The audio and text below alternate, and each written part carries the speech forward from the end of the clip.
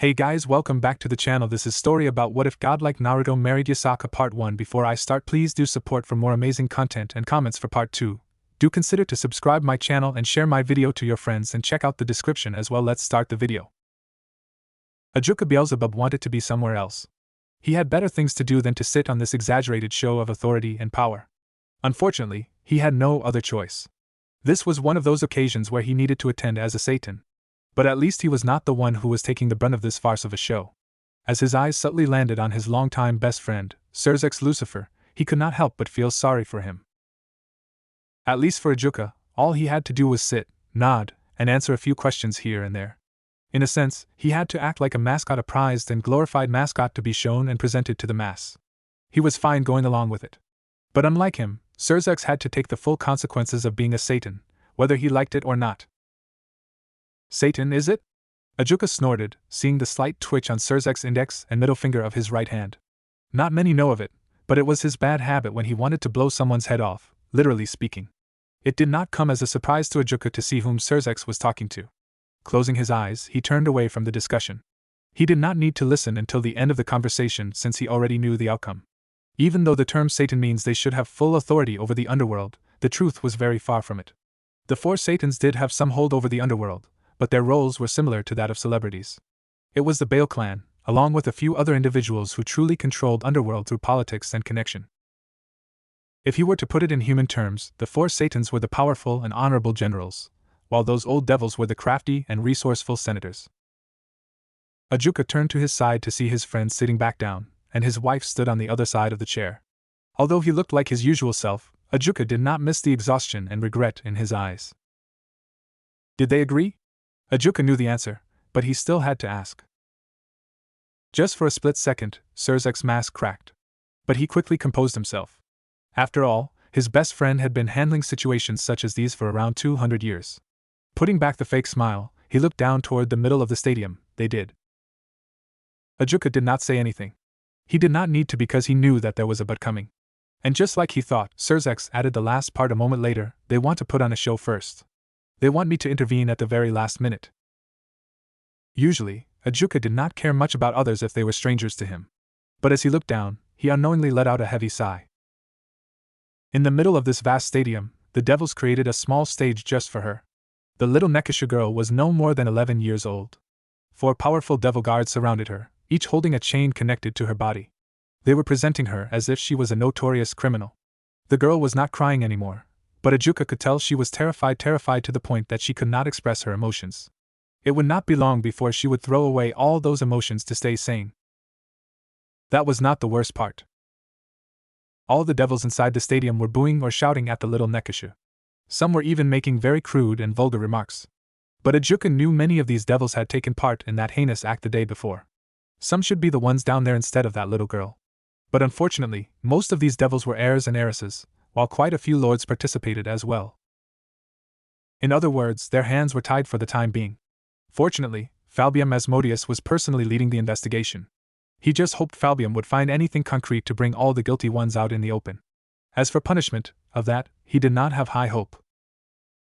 It was a mess. It's a mess. Ajuka looked at Surzex with a raised eyebrow. We are supposed to be different from the old devils, Ajuka. Surzex murmured, his face still holding that forced smile, but his voice did not. We are supposed to be the civilized ones. And look at what we just pardoned. We have not pardoned anyone yet, Ajuka answered. Though it was vague, he was sure Surzex got the rest of it. Yes, but we both know. Ajuka knew why Surzex did not finish. The stadium became very quiet all of a sudden. Their battle instincts immediately kicked in. But instead of showing distress or jumping to action, they calmly looked at the source. There was a 6th member on that small stage now. The fact that their unexpected guest could teleport right into the middle of the stadium without alerting the security, without alerting them, rang all the warning bells in Ajuka's mind. When Ajuka's eyes landed on their guest, he immediately cast several high-level scan and sensor types of magic on him and around him. From a glance, the man looked like an Oni-type yokai. He had the horns and the physiques of one, but his power, Ajuka could not determine the origin of it. The yokai, whose eyes were closed, had no weapon on him. He was wearing a simple white robe. Underneath it, he had a full-bodied black garment. His outfit looked like one would wear for a formal meeting, not something one would choose when entering an enemy's territory. He was powerful, from what he could sense. At max, he was at medium ultimate class level, maybe slightly lower? But it did not make any sense. And then, he opened his eyes. Ajuka felt his hair standing up on the back of his neck. His power did not increase, his appearance did not change, and yet, he had this sense of foreboding. And he knew his friend was feeling the same without looking at him. His eyes had no irises, just a black ripple pattern spread over the golden sclera. He had never seen or heard about the existence of such eyes. Then Ajuka noticed it. The 4 guards on the stage, although looking at him, were not moving at all. Surzex stood up and stepped forward, and so did he. But he was slightly behind, standing beside Grafia. "May I know who you are?" Surzex asked, although his voice was polite, but his face was devoid of smiles. The being did not answer, instead he turned toward the little girl. They could not hear what he said from here, but his next move made everyone truly wary of him because he destroyed the young Nekish's bindings by simply touching them. Those were unique chains created by Ajuka to detain even the ultimate class devils. And the worst part, even now, they did not feel any power-ups nor see any abilities being used. "Apprehend him right now." Immediately the stadium came to life. Ajuka did not know who gave that order since both he and Surzex were too preoccupied with gauging out the guest. Because of this, Surzex could not react in time to nullify the order as tens of guards rushed toward the stage. In response, the being only waved his hand. The guards who were going toward him were now going away from him thrice as fast. They crashed onto the wall, and the one after it. And Ajuka could sense that those elite guards would not be getting up anytime soon. The stadium became silent once again.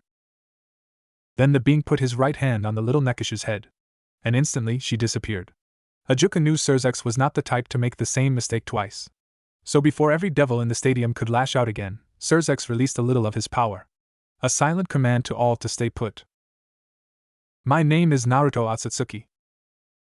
His first sentence answered all of his and Surzex's questions. "You are Lady Yasaka's husband, leader of..." "The Yukai called Naruto," interrupted Surzex, the king of Yukai. Then he turned his head from one side to another. Ajuka had a hunch that it was not just a simple gaze. "And you should know why I am here."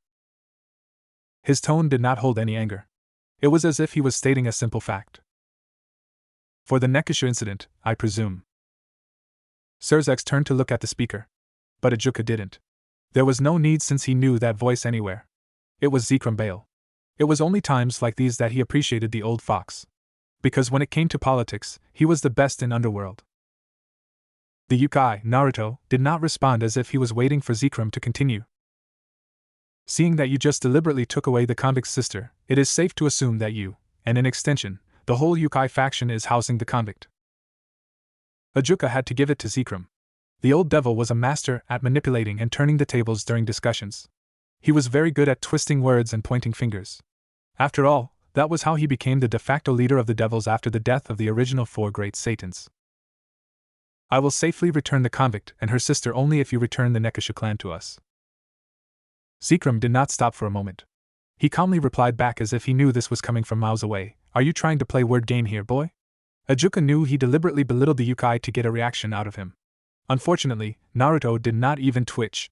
Zikram continued regardless. "If you are here, then you should know what happened to them and why." The self-proclaimed king of Yukai did not reply immediately. It wasn't easy to distinguish his genuine emotions, mainly because of his eyes. And although Naruto was fully facing Zikram, Ajuka could feel his gaze on him for some reason. It was pretty unsettling. "You are right. I do know what happened to them. But I cannot comprehend the reason behind this. I mean, there was an agreement between the 2 factions. And as far as I remember, our queen covered all the scenarios in the agreement, even scenarios such as this." Ajuka's eyebrow twitched for a moment. He could sense that Surzex also got uncomfortable at the mention of the agreement. And just like Ajuka expected, Zikram once again took control of the conversation. "I do not know what lies the convict told you. But here is the truth, she went crazy while practicing senjutsu and killed her master. She ran away before we could capture her. And later, we found out that most of the Nekishi knew senjutsu to some extent. The devils went to the Nekisha clan to apprehend them to be on the safe side. But they retaliated badly, and things escalated." Naruto did not let him finish. How can things escalate to the point that not a single Nekisha survived, yet not a single devil was harmed? This time Zekrom came to a complete stop. And this comment made Ajuka frown. Because the only way Naruto could have known about this was. And last time I checked, according to your laws, the convict was not supposed to be considered a Nekasha but rather a reincarnated devil. Naruto did not wait for them as he went on. Also, if she had gone crazy from practicing senjutsu, which is quite laughable to be honest, but I will go along with you, how come she killed only one person? And how was she able to run away? The silence lingered only for a few seconds, but it felt pretty long for Ajuka. Finally. Are you saying that I am lying? Ajuka wanted to avoid where this was going. And he knew either did Surzex. Zekrom was trying to rile up other devils. Zekrom's voice was low, to most devils, it was as if the old fox's voice was filled with pride and warning, but Surzex, and he knew that it was nothing but a hoax. I will agree that you are making some valid points. But he took a step forward and let his power out. Not only did you barge in unannounced and took away our prisoner, but now you are mocking me, in our territory? Just like that, Surzex's hold on the devils inside the stadium till now broke. Who the fuck do you think you are? A lowly Yukai thinks he can talk back to us. Those bitches got what they deserve. And it went on. The once quiet stadium erupted. The anger and the power from the masses were coming in waves. The only reason other devils did not outright attack Naruto was the small barrier Ajuka immediately created between the sitting area and the open field. Surzex also flared a bit of his power to warn them again, but this did not have as much impact as the first time. And the Satans did not attack him because of the disturbing feeling they were getting. It was not his power, but something about him did not feel right with them. So, this is your answer. The voice was barely audible. And in the next moment, Surzex was in front of Naruto, his right hand trying to grab the Yukai by his face. Ajuka was on behind the Yukai, readying his Kankara formula. He aimed to detain him. Grafia was on top of the Yukai, gathering her magical energy to create a barrier around them. They finally reacted because, in a split second, Naruto's energy just vanished. From all the way to ultimate class to suddenly nothing. There were only 3 possibilities. One was that the being died in a way that not even a speck of him remained. The second was that he could be readying a technique that required all of his energy. Third, the most worrying one was that his power went to a level they could not properly sense it anymore. In Naruto's case, Ajuka had a hunch that it was the third case. He wished he was wrong, but he knew it was highly unlikely, meaning the situation had changed. And Ajuka would not sit around and wait for Naruto to pull something in the middle of the stadium, not when 1/3 of the stadium was filled with high-ranking devils. Ajuka moved first, but Surzex followed immediately and took the lead. Grafia was behind to make sure to cover for them. But ultimately, he could not activate his Kankara formula since Naruto disappeared along with Surzex, right before them. Grafia landed before him. Pure shock and disbelief filled her gaze, which slowly turned to fear. And Ajuka was sure that even his eyes were mirroring Grafia's emotions. Then he felt it, the sudden change in the atmosphere. A sudden intense pressure fell upon them. And he looked up at the source. After Zekrom's enticement, the stadium was filled with shouts of anger at Naruto, which a second later should have turned into cries of surprise to see their Lucifer vanishing. But they were not given that time. Almost all the devils were screaming for their lives as a massive meteorite, at least 7 times larger than the stadium, was falling down. Falling down would not be the right word as the meteorite was barely a few hundred feet above the stadium. Ajuka immediately cast multiple types of skin magic on the meteorite, stadium, and around him. The initial feedback he received did not bode well for him. If he was right, the meteorite was made using an advanced version of senjutsu. And the faded energy surrounding the meteorite told him it was brought here using high-rank teleportation magic. And the worst part was the pitch-black metal rods. He could not analyze them, no matter how much he tried. They were reacting violently to his magic. If he were to take a guess, those rods were acting as some sort of protection against any devil magic. Yes, he could break them by force. But there were hundreds of them on that meteorite. And he had a hunch that they were connected, meaning if one were to be destroyed or nullified, the rest of the rods would immediately react. For that reason, his first option was out. Ajuka thought of using the Kankara formula to control the power inside the meteorite, and then he would disperse or siphon the said energy. The second option was out as well. It was to use raw energy to push it back or at least hold it off until everyone could go to safety. Ajuka blinked once as he finally noticed the second problem. The devils were not leaving the stadium. No, they could not leave the stadium. The barriers surrounding the stadium had been activated and altered. They were stopping all sorts of teleportation spells. Those spells were meant to keep the enemies out, but now they kept the devils in. Even a physical barrier with multiple layers was created to prevent the devils from flying away. One good outcome was that the barriers also prevented the devils' attacks from reaching the meteorite. Graphia, destroy the barrier and stop the devils from attacking the meteorite. It has a fail-safe trigger, Ajuka said without looking away from the meteorite. Graphia hesitated for a moment before she left his side. In the real world, only a few seconds had passed. Ajuka and Graphia would have reacted faster, but seeing Surzex disappearing shook them more than he thought. Then it hit him. Within a fraction of a second, all three of them came up with a plan and almost executed it. It was to detain the Yukai King while erecting a barrier to ensure their power clash would not hurt the bystanders. And within the same time frame, the Yukai King altered the stadium's barriers, brought a humongous meteorite through teleportation, and took his friend away right before them. Ajuka could feel the fears slowly creeping in. Their opponent was dangerous. Shaking those thoughts away, Ajuka focused again. He raised his hands and created thousands of strong but intermediate-level levitation and gravity-type spells. He placed the levitation ones at the lower part and the gravity ones at the upper part of the meteorite. From afar, it looked like he had just created a pseudo-barrier around it. If any direct attack was out of the equation, then all he had to do was stop it indirectly. The trick was to do it subtly to ensure he did not trigger any of those black rods. He aimed to hold the meteorite in place. The levitation spells pushed the meteorite upward, and the gravity spells pulled it upward. He saw the barriers being taken down from the corner of his eye. But Graphia had to calm the devils down forcefully. An arduous task considering she was anything but calm. 1 second turned to 5, then to 10. To Ajuka, it felt like hours. Finally, a few minutes later, the meteorite stopped descending and slowly moved upwards. While the devils started cheering, Ajuka focused on the spot before him. The place where the Yukai King was standing before he disappeared with Surzex. Was it a minute ago? Or 5? But before he could think any further, to his surprise and the horror of the masses, the magical circles around the meteorite shattered all at once. And then he appeared beneath the gigantic rock. The whole stadium went quiet once again. The scene that greeted Ajuka, he knew that he would never forget it. Surzex was the very first to go beyond the boundaries of ordinary devil ranks, far exceeding even those of the 4 original Satans. He was the strongest super devil and the first devil ever to reach the top 10. His true form was so terrifying and powerful that some dominant beings called him the true monster. And now, the mighty Surzex Lucifer was unconscious, bloody, and missing an arm. The worst part, he was being held by his hair, by Naruto, who looked angry. The first one to react was Graphia, who screamed and rushed toward Naruto. The Yukai immediately threw Surzex, as if he was unnecessary baggage, toward Graphia, who stopped midair and caught her husband. Ajuka was seeing red. He knew that his true form was coming out. But he also knew he would play right into the enemy's hand. His left hand gripped his right one to stop it from shaking. The grip was so strong that his hand went numb. He bit his lips hard, drawing blood. The pain gave him a much-needed clarity. Naruto then raised his index finger. This is just the beginning. I will give you 1 week, no more, no less. It will get much worse if you do not follow the agreement to the letter. This is a promise. And Naruto Otsutsuki always keeps his promise. Then he disappeared, along with the vast meteorite. You are not very good at this, are you?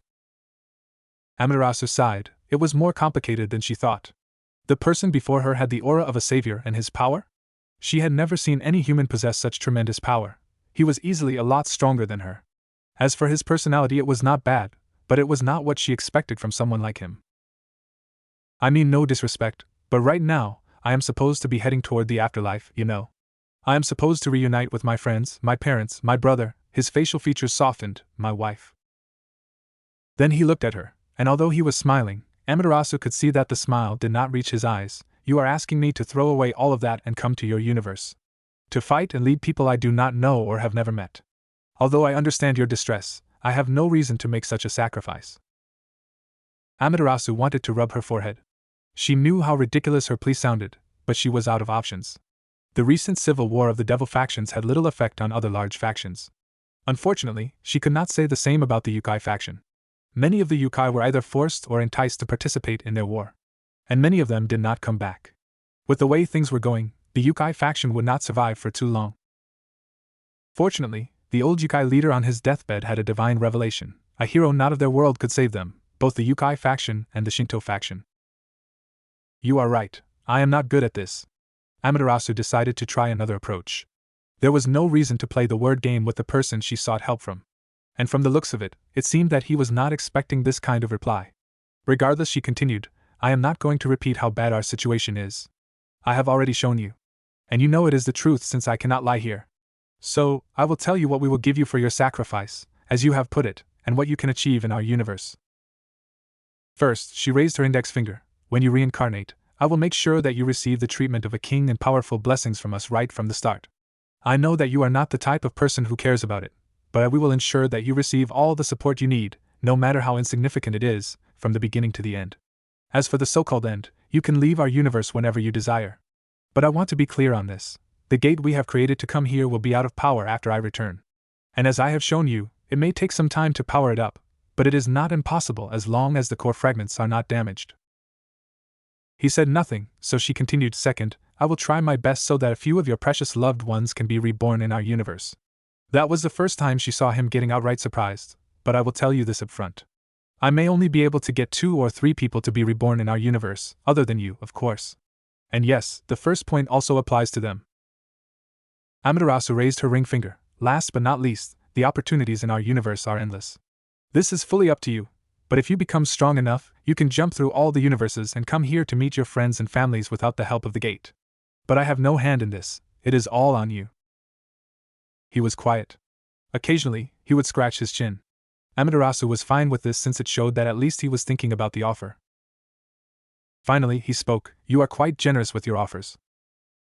Considering our circumstances, this is the least I can do. Amaterasu chuckled. Fine, you got my attention. But I want to confirm a few things before giving my final decision. His voice was neutral. Of course, Amaterasu nodded at that. First, you used the term reincarnate for me but rebirth for others. May I know if there is any difference? It seemed that he was far sharper and brighter than she thought. With a smile, she answered, Reincarnate means that you will be born with all the memories from this life intact. In simpler terms, reincarnation means that your soul will change bodies.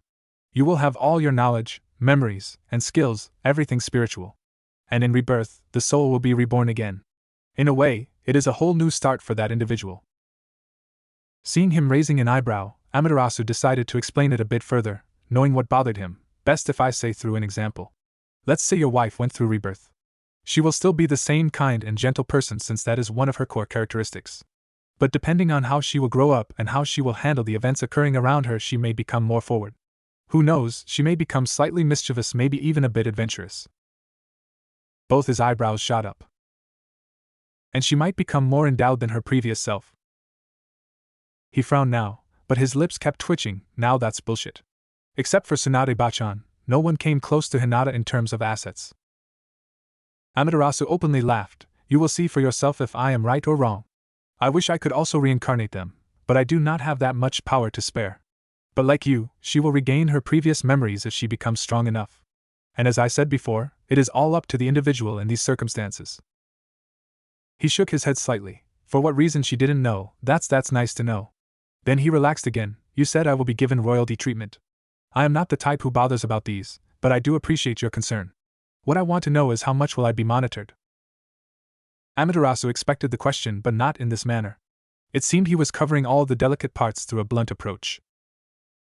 You will not be monitored at all. I, and other major Shinto gods and goddesses, will ask you to perform some tasks. And at the end, we will see the result, not the process. Amaterasu answered truthfully. Seeing the doubtful look, Amaterasu elaborated, If we ask you to protect our people, we do not care how you do it as long as you get the job done.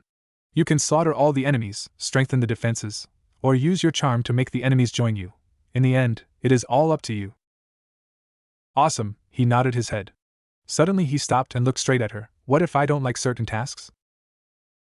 This, she was expecting. Instead of outright telling no to our face, I would appreciate it if you are diplomatic about it. And just to be clear, you are our partner, not servant. Noted, he replied with a wide grin. Anything else? Amaterasu asked. 2 more questions, he immediately reacted. First is, you indicated that I can become as strong as you, a goddess. Just how powerful I can be? Honestly, I do not know. Amaterasu sighed. I will be direct here. You are already stronger than me right now. And I can say for certain that you will only grow stronger. You may even become powerful enough to go toe-to-toe with some of the top gods in our universe. The possibility is low, but it is there, yes? Whoa, that was not what I had in my mind. He actually faltered at the answer. That is why I approached you. Someone who would, not for a single moment, go astray no matter how powerful they become. Unlike that brother of yours. Amaterasu snorted at the end. Hey, Sasuke is a good guy. He just had a very rough childhood. He defended his friend just as she had expected. Seeing her blank stare, he grumbled, Fine, let's change the topic. So, my final question is, how will you reincarnate me? Another question she expected beforehand. So the answer came quickly, if you agree, then I will take your soul to our universe. There I will see which yokai body has the best compatibility with your soul. After some modification, I will insert your soul into the body. It will take weeks or months for your soul to adjust properly to the new body. After that is done, all that will be left is for you to get used to your new body. Yokai? Not human? He asked. Amaterasu was glad he did not take it that badly. Unfortunately, there are some complications that will make it risky for me to insert your soul into a real human body. The fault is not from our side, mind you. But on the bright side, you can easily live up to hundreds of years as a yokai. That's good to know, he nodded slightly. And what about this body modification? That one? Amaterasu grinned. I was thinking of taking a soul sample or two from this universe. Seeing his blank stare, she elaborated, soul sample is something like DNA but in spiritual form. Then combine those with the yokai body to create the perfect vessel for you. His fox-like grin stretched from ear to ear, something which she took as a positive sign. So? Do we have a deal? Amaterasu asked. Her tone was delighted. She could not help it. He did not answer for some time and refrained from eye contact. She knew he was thinking, but the silence was too intense for her. Finally, he looked at her. He made a fist with one hand and held it before her. The underworld. Politics. It was one of the main reasons Ajuka did not want to take the Lucifer title. He would rather be doing something productive than coordinating a council meeting. Unfortunately, with Surzex incapacitated, he had to hold the line. Currently, he along with the remaining two Satans were listening to the bickering of the clan heads. He leaned back on his chair and watched as Seraphol and Falbium were trying desperately to calm down the clan heads. Occasionally, rude comments were thrown at them, but they took them calmly. Usually, Seraphol would have retorted back just as harshly and Falbium would not even care, but Ajuka guessed they were feeling guilty for not being at the stadium today. But he knew that it would not have mattered anyway. Ajuka, you should gather a small platoon of strong devils and raid Kyoto. Ajuka blinked. He turned to look at the devil who addressed him. Lord Agars, are you talking to me? He ensured that his tone hinted that the old devil was going out of his line. But it seemed that his hint had not gotten through. Are you even listening to us? This time Lord Barbatos shouted. It was not just him, most of the lords were quite furious with the situation. And who wouldn't be? A single yokai came out of nowhere and destroyed their power standing in the supernatural world in mere minutes. And through some twisted logic, the devil clan heads blamed this disaster on the young Satans. Ajuka's lips twitched, just for a brief moment. Then he let out his power. This was not the first time a Satan would release their power to take back control of the council. But there was a slight difference this time. Unlike Surzex or his other friends, Ajuka did not filter his power. After all, he was in no mood to play the politics game. The hall immediately became deathly quiet. Are you sure it is a good idea to take that kind of tone with me, a Satan? Ajuka let out a humorless chuckle. According to the law, which all of you agreed on, if Surzex is incapacitated, I have to take over the lead. Since it has never happened, I should get this out of the way. I am not Surzex. I will handle the situations differently from Surzex. Then his gaze went over all the heads, most of whom had difficulty breathing. Seraphol and Falbium were fine, somewhat, but they were mostly surprised. Lord Beelzebub, I think this is enough. Ajuka gave a sideway glance to Zekrom Baal. He was also one of the few not significantly affected by his power. But he could still see the sweat glistening on the old Baal's forehead. The tone sounded humble, but Ajuka knew it had power behind it. Unlike theirs, pure raw power, the old Baal's power came from his wisdom and shrewdness. Regardless, Ajuka backed down. The situation was already out of their control, no need to add more fire to it. Ajuka waited for everyone to compose themselves. It took a minute or two for everyone to get back on their feet, figuratively speaking. But no one started any more commotion. Receiving a nod of acknowledgement from his fellow Satans, he began, "Now that I have your undivided attention, I want to discuss one fact before going to the main point." He discarded the murmurs of disagreement and continued, "We had an agreement with the Yukai faction 5 years ago. A simple non-aggression pact and acknowledgement of the lands belonging to the 3 Yukai clans. The Nekishu, the Kuro Oni, and the Arachne. The reason they were staying in the underworld was because they were born here. The only changes in the contract were made 1 year ago. It was to update the clauses since the Arachne clan packed up and left. They even gave us most of their land. I think it was done with good intentions. And how did we repay that good intention? We all agree that the Nekishu incident was a blunder on our part. But this is not the time to point fingers." Seekram stood up for the devils once again. Ajuka sighed and looked at Seekram straight in the eyes. "Unfortunately, I have to disagree on that strongly, Lord Seekram Bale." Not waiting for his retort, Ajuka turned away. "I know all of you are angry, but not more so than Lord Gremory and me.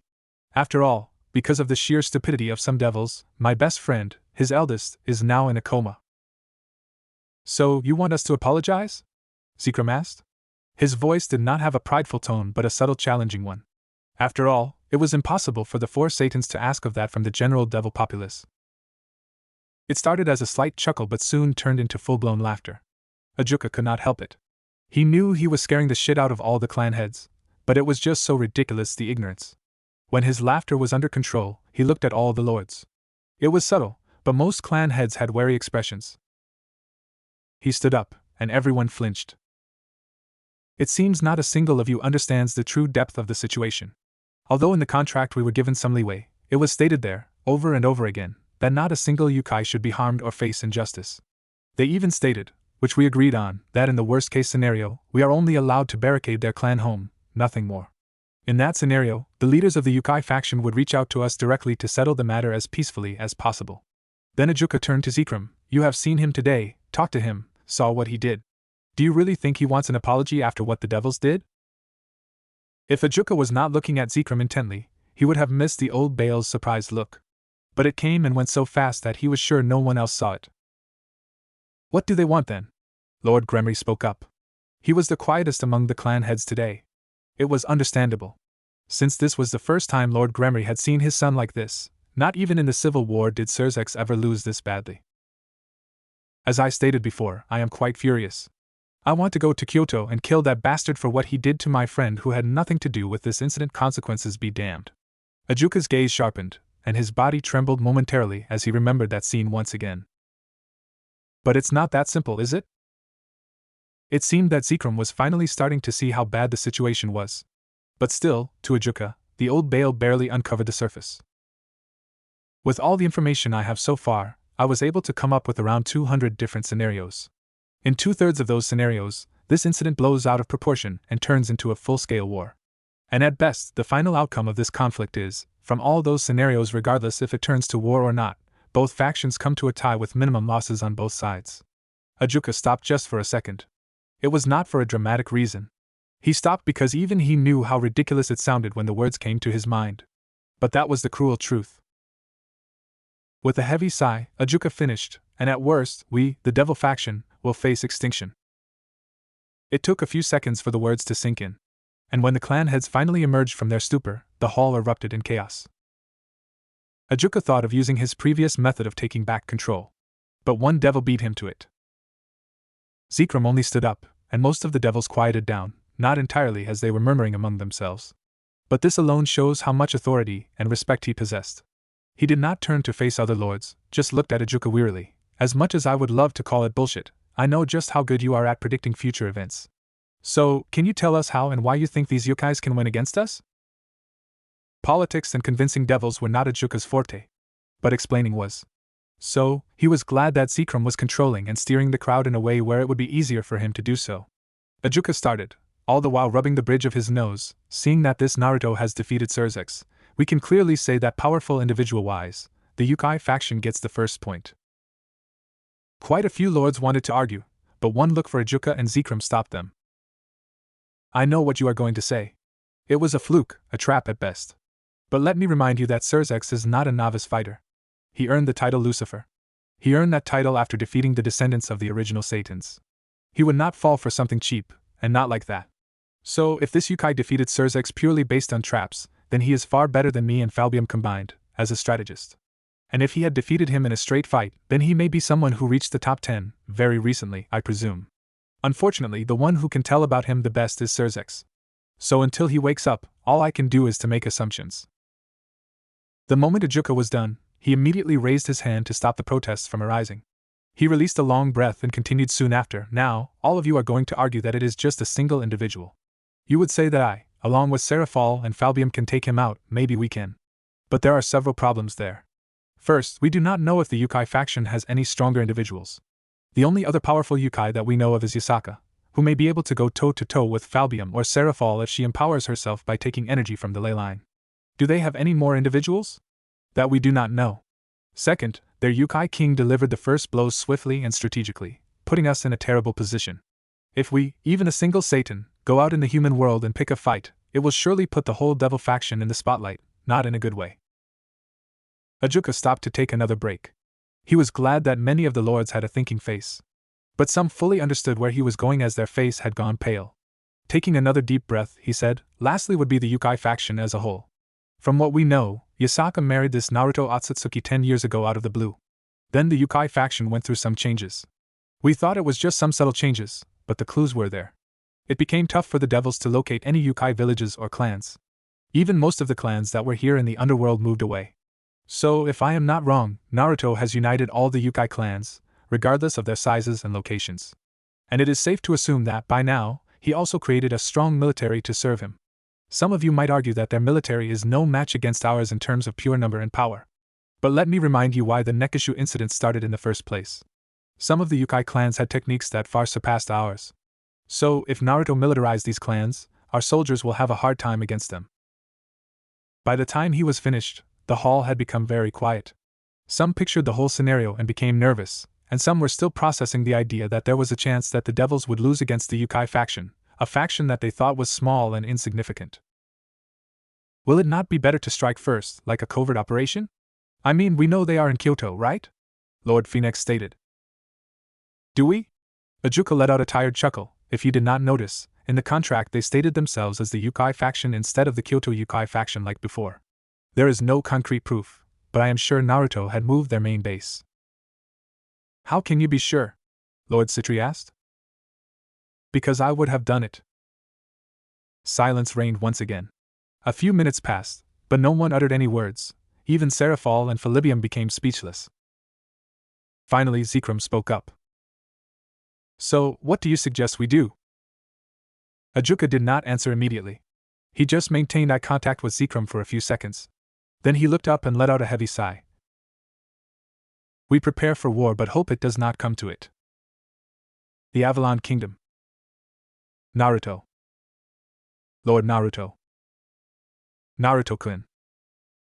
The gentle touch on his shoulder broke him from his trance. Naruto looked around to see the concerned faces staring back at him. With a sigh, he lightly tapped the hand on his shoulder. Are those two girls fine? She smiled. They are fine. The little one may need additional treatments, but they will get back on their feet in no time.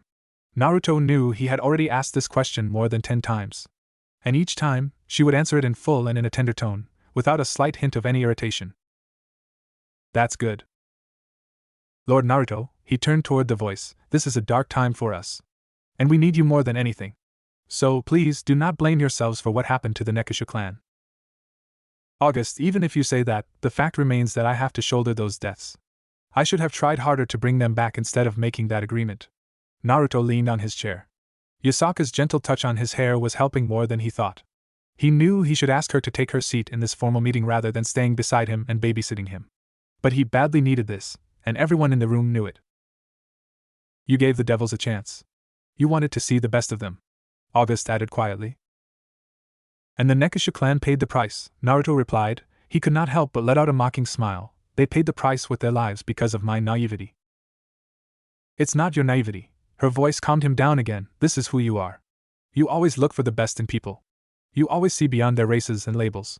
He wanted to argue, but she put a finger on his lips and continued with a gentle smile. And because of that, because of you, this is where we are a miracle even by God's standard. When Naruto looked down, she used the same finger to lightly bring his gaze back up again. I know that this is a tragedy. A tragedy that none of us wanted to happen. But it did happen. If you want to make up for it, Then give the Nekishu clan the justice they deserve, in your own way. Make sure that those 2 girls will smile for the rest of their lives. I know you can and will do it. And regardless of the final outcome of this incident, I know you will become a better man, just like always. He and Yasaka held their gazes for some time. Finally, Naruto broke their eye contact by closing his. He wanted to hug his wife now. He wanted to bask in her presence, take shelter in her aura, but now it was not the time. With that in mind, he turned to the last person, Jiraiya. How far is it? By tonight, every supernatural faction will know the truth about the Nekishu incident. The answer was swift and to the point. It seems even Jiraiya was in no mood for light-hearted conversation. No one spoke for some time as everyone was waiting for him. Naruto understood that, but he also knew that from now on, his actions would drastically change the course of history once again. Mobilize Dumbu and call back all the Daiokai. His words shocked everyone, even Yasaka. Naruto, the first one to compose, was Jiraiya. As always, exactly what are you planning to do? Jiraiya, they did not massacre the Nekishu clan. They killed the children, raped the young, and tortured the old. The moment those words left his mouth, all the listeners' power burst out. If this room were not specially modified, the whole city would be shaking by now, literally. Naruto raised his arm and released his own power to overlap theirs, to calm them down forcefully. After all, even with all the enchantments, the room had its limits. When everyone calmed down, he began, I am not a murderer. And I refuse to stoop to their level. But I promise you this, I will cripple their faction. I will do whatever it takes to ensure the devil faction gets what they deserve, not a penny less. Everyone nodded in acknowledgement. And then Yasaka asked, My love, you know this will bring our faction to the spotlight, right? Lady Yasaka, as much as we would have liked it to be under favorable circumstances, we cannot let this pass, not after what they had done. August spoke up, and his tone clearly showed how angry he was. Unfortunately, August is right. But if we can do this correctly, then our faction will be seen as a humble one rather than a dangerous one, Jiraiya added. Then he scratched his chin and looked at Naruto. I will ask Xianzang to stop his expedition and return. We will need his input on this. I will also notify all the Daiokai. Knowing the situation, I am sure they will be here by midnight. Alright, Naruto took a deep breath. We will continue once everyone is here. Naruto did not say anything else. August and Jiraiya got the cue and got up. With a polite bow, they excused themselves. When the door was closed, Naruto got up and hugged Yasaka, his forehead touching hers. Yasaka closed her eyes and gave him a knowing smile. Naruto felt himself calm down as Yasaka's divine energy started entering him. The reason why his mind and energy were so agitated was because of Senjutsu. In this universe, Senjutsu would take in the malice and ill will floating around the world. It was bogus if he was being honest, but there was nothing he could do about it. Usually, it would only affect him if he focused on it. So, when he went to the underworld and concentrated on the malice around the Nekishu clan to see what had happened, it was too much: the hatred, the agony, the cries for help, so many strong negative emotions that he was overwhelmed. He saw what happened there. And the fact that he could not do anything but watch shattered his heart. He wanted to save them, he wanted to revive them. But there was nothing left to revive. And their souls were so twisted that it was better to send them off properly. But purifying so many corrupted and hateful spirits took its toll on his own mind. So, he needed to cleanse it, something he could do himself in a few hours. But he wanted those screams to stop. That was where his precious wife came in. From that day onward, Yasaka would use her divine energy to calm him down. And since her divine power was purer than his, it worked wonders. He was 100% sure that if it were Sasuke, unlike him, he would have annihilated half of the devil population regardless of the consequences. For a brief moment, the thought did cross his mind. But he was not like that. Of course, crushing Surzex helped a lot. To be honest, Naruto did not have it planned out at all. He wanted to confront the devils directly, and depending on the outcome, he would have taken the next step. He did not think Surzex and others would react like that. So he took Surzex to his pocket universe to talk with him, while making sure other devils would stay busy. Unfortunately, the Red Satan screwed up badly. The fault lay with him as well, but the moment Surzex uttered those words, Naruto lost it. He became so angry that he did not think about the consequences. He did not know about the difference in their power level. He did not think at all. He just lashed out with everything he had. He was glad that Surzex activated his true form right at the start of the fight. Otherwise he would have delivered a corpse rather than a battered comatose body. He screwed up in the fight, and he knew it. Some would say that it was not his fault. After all, who would believe that the almighty Surzex, in his true monstrous form, could not even survive a minute against him? Naruto underestimated his own power. But regardless, he was not frustrated because of what he did to Surzex, not after what his faction did to the Nekishu. He was just frustrated at himself.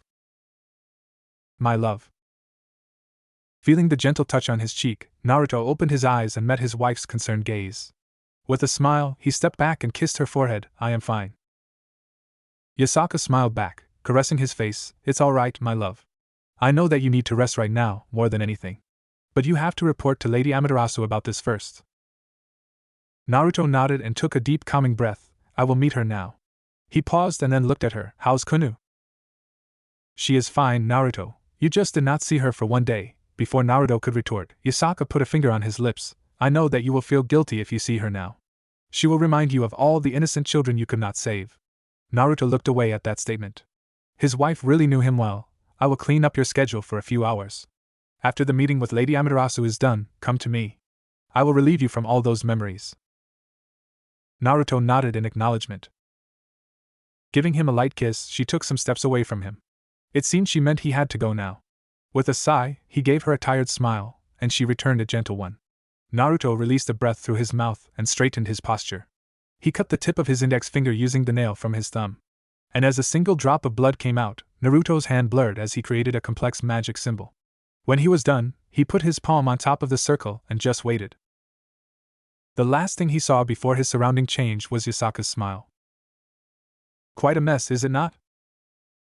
It is, Naruto answered after he made a polite bow toward Amaterasu, his patron goddess. Right now, he was at her main office. Only a few had direct access to this place, including him. But he did not sit down immediately. He looked around, and his eyes fell again onto the table beside them. The table had multiple stacks of papers, and all of them were arranged and signed on their own. It was as if an invisible person was doing the job, multiple ones from the look of it. He could not help but let out a chuckle. Back in his home universe, all the Kage would wage wars to get that technique. Then he turned to Amaterasu, who pointed at the seat in front of her. Naruto flopped down on the chair, groaning, You know why I came here, right? Amaterasu waved her hand and the spacious room glowed. After she was done, Naruto gave her a look who understood the meaning and nodded her head in response. He looked to the side and saw the change in his eyes in the mirror. His normal azure irises faded away. His white sclera was soon replaced with a golden hue, and the black rings spread out from the middle of his pupil. He did not know why his Rinnegan had a golden hue unlike the normal silver-purple one. It was a mutation, yes, but only appearance-wise. He did not receive any unique powers yet. When the transformation was over, he looked over her room to ensure it was tight and secure. When he saw it was, he nodded at Amaterasu. I know why you are here, Amaterasu sighed. She paused momentarily before starting. All the Shinto gods and goddesses truly feel sorry for what happened to the Nekishu clan. But they are unsure if it is the right time to come out. Naruto understood the problem, but he wanted to hear directly from her. And it seemed she got the cue. The Shinto faction was never anywhere near the top, be it power or authority-wise. But now that we came so far because of you, everyone fears losing you. You think I will lose? Naruto arched an eyebrow. Against the devil faction, no. But what if the whole biblical faction or the Hindu faction starts to aim for you? You have seen how greedy and crafty those two factions are. Amaterasu explained. I am not sure about the Hindu faction as a whole, but I know for a fact that the Trimurti will not come after me. On the contrary, Shiva will willingly defend me if the situation worsens. As for the biblical faction, then Naruto gave his trademark fox-like grin. I do not think they will come after us immediately. Not after seeing our faction's spectacular appearance. Oh, Amaterasu leaned onto her chair. Another of your unexpected strategy? Naruto chuckled openly at that. The Grigori faction. Do you think it's true? Azazel looked up from the note to meet Tobio's gaze. The boy was confused and angry. He could not blame him, any normal person would be. With a sigh, the fallen governor pointed at the seat in front of him with his head.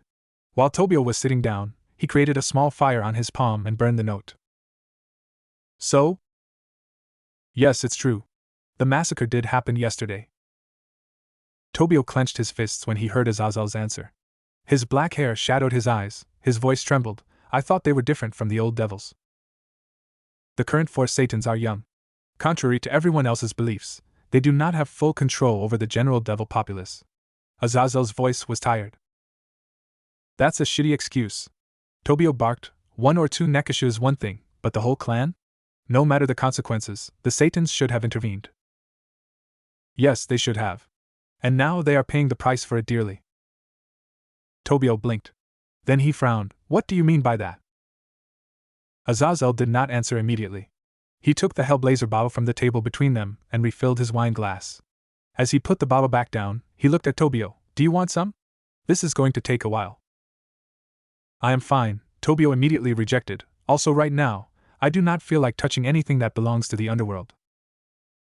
Suit yourself, we might not be getting this for some time, Azazel chuckled dryly. Azazel, the fallen governor, knew Tobio was not impatient. But this was one of those sporadic cases. I received a letter from Seraphol. The Yukai king made a spectacular entrance and had put Surzex in a coma. He gave a hearty laugh when he saw Tobio physically retreating back at his words. He couldn't blame the boy, even he had almost the same reaction. Surzex Lucifer was put in a coma. Tobio's tone was that of disbelief. Yup.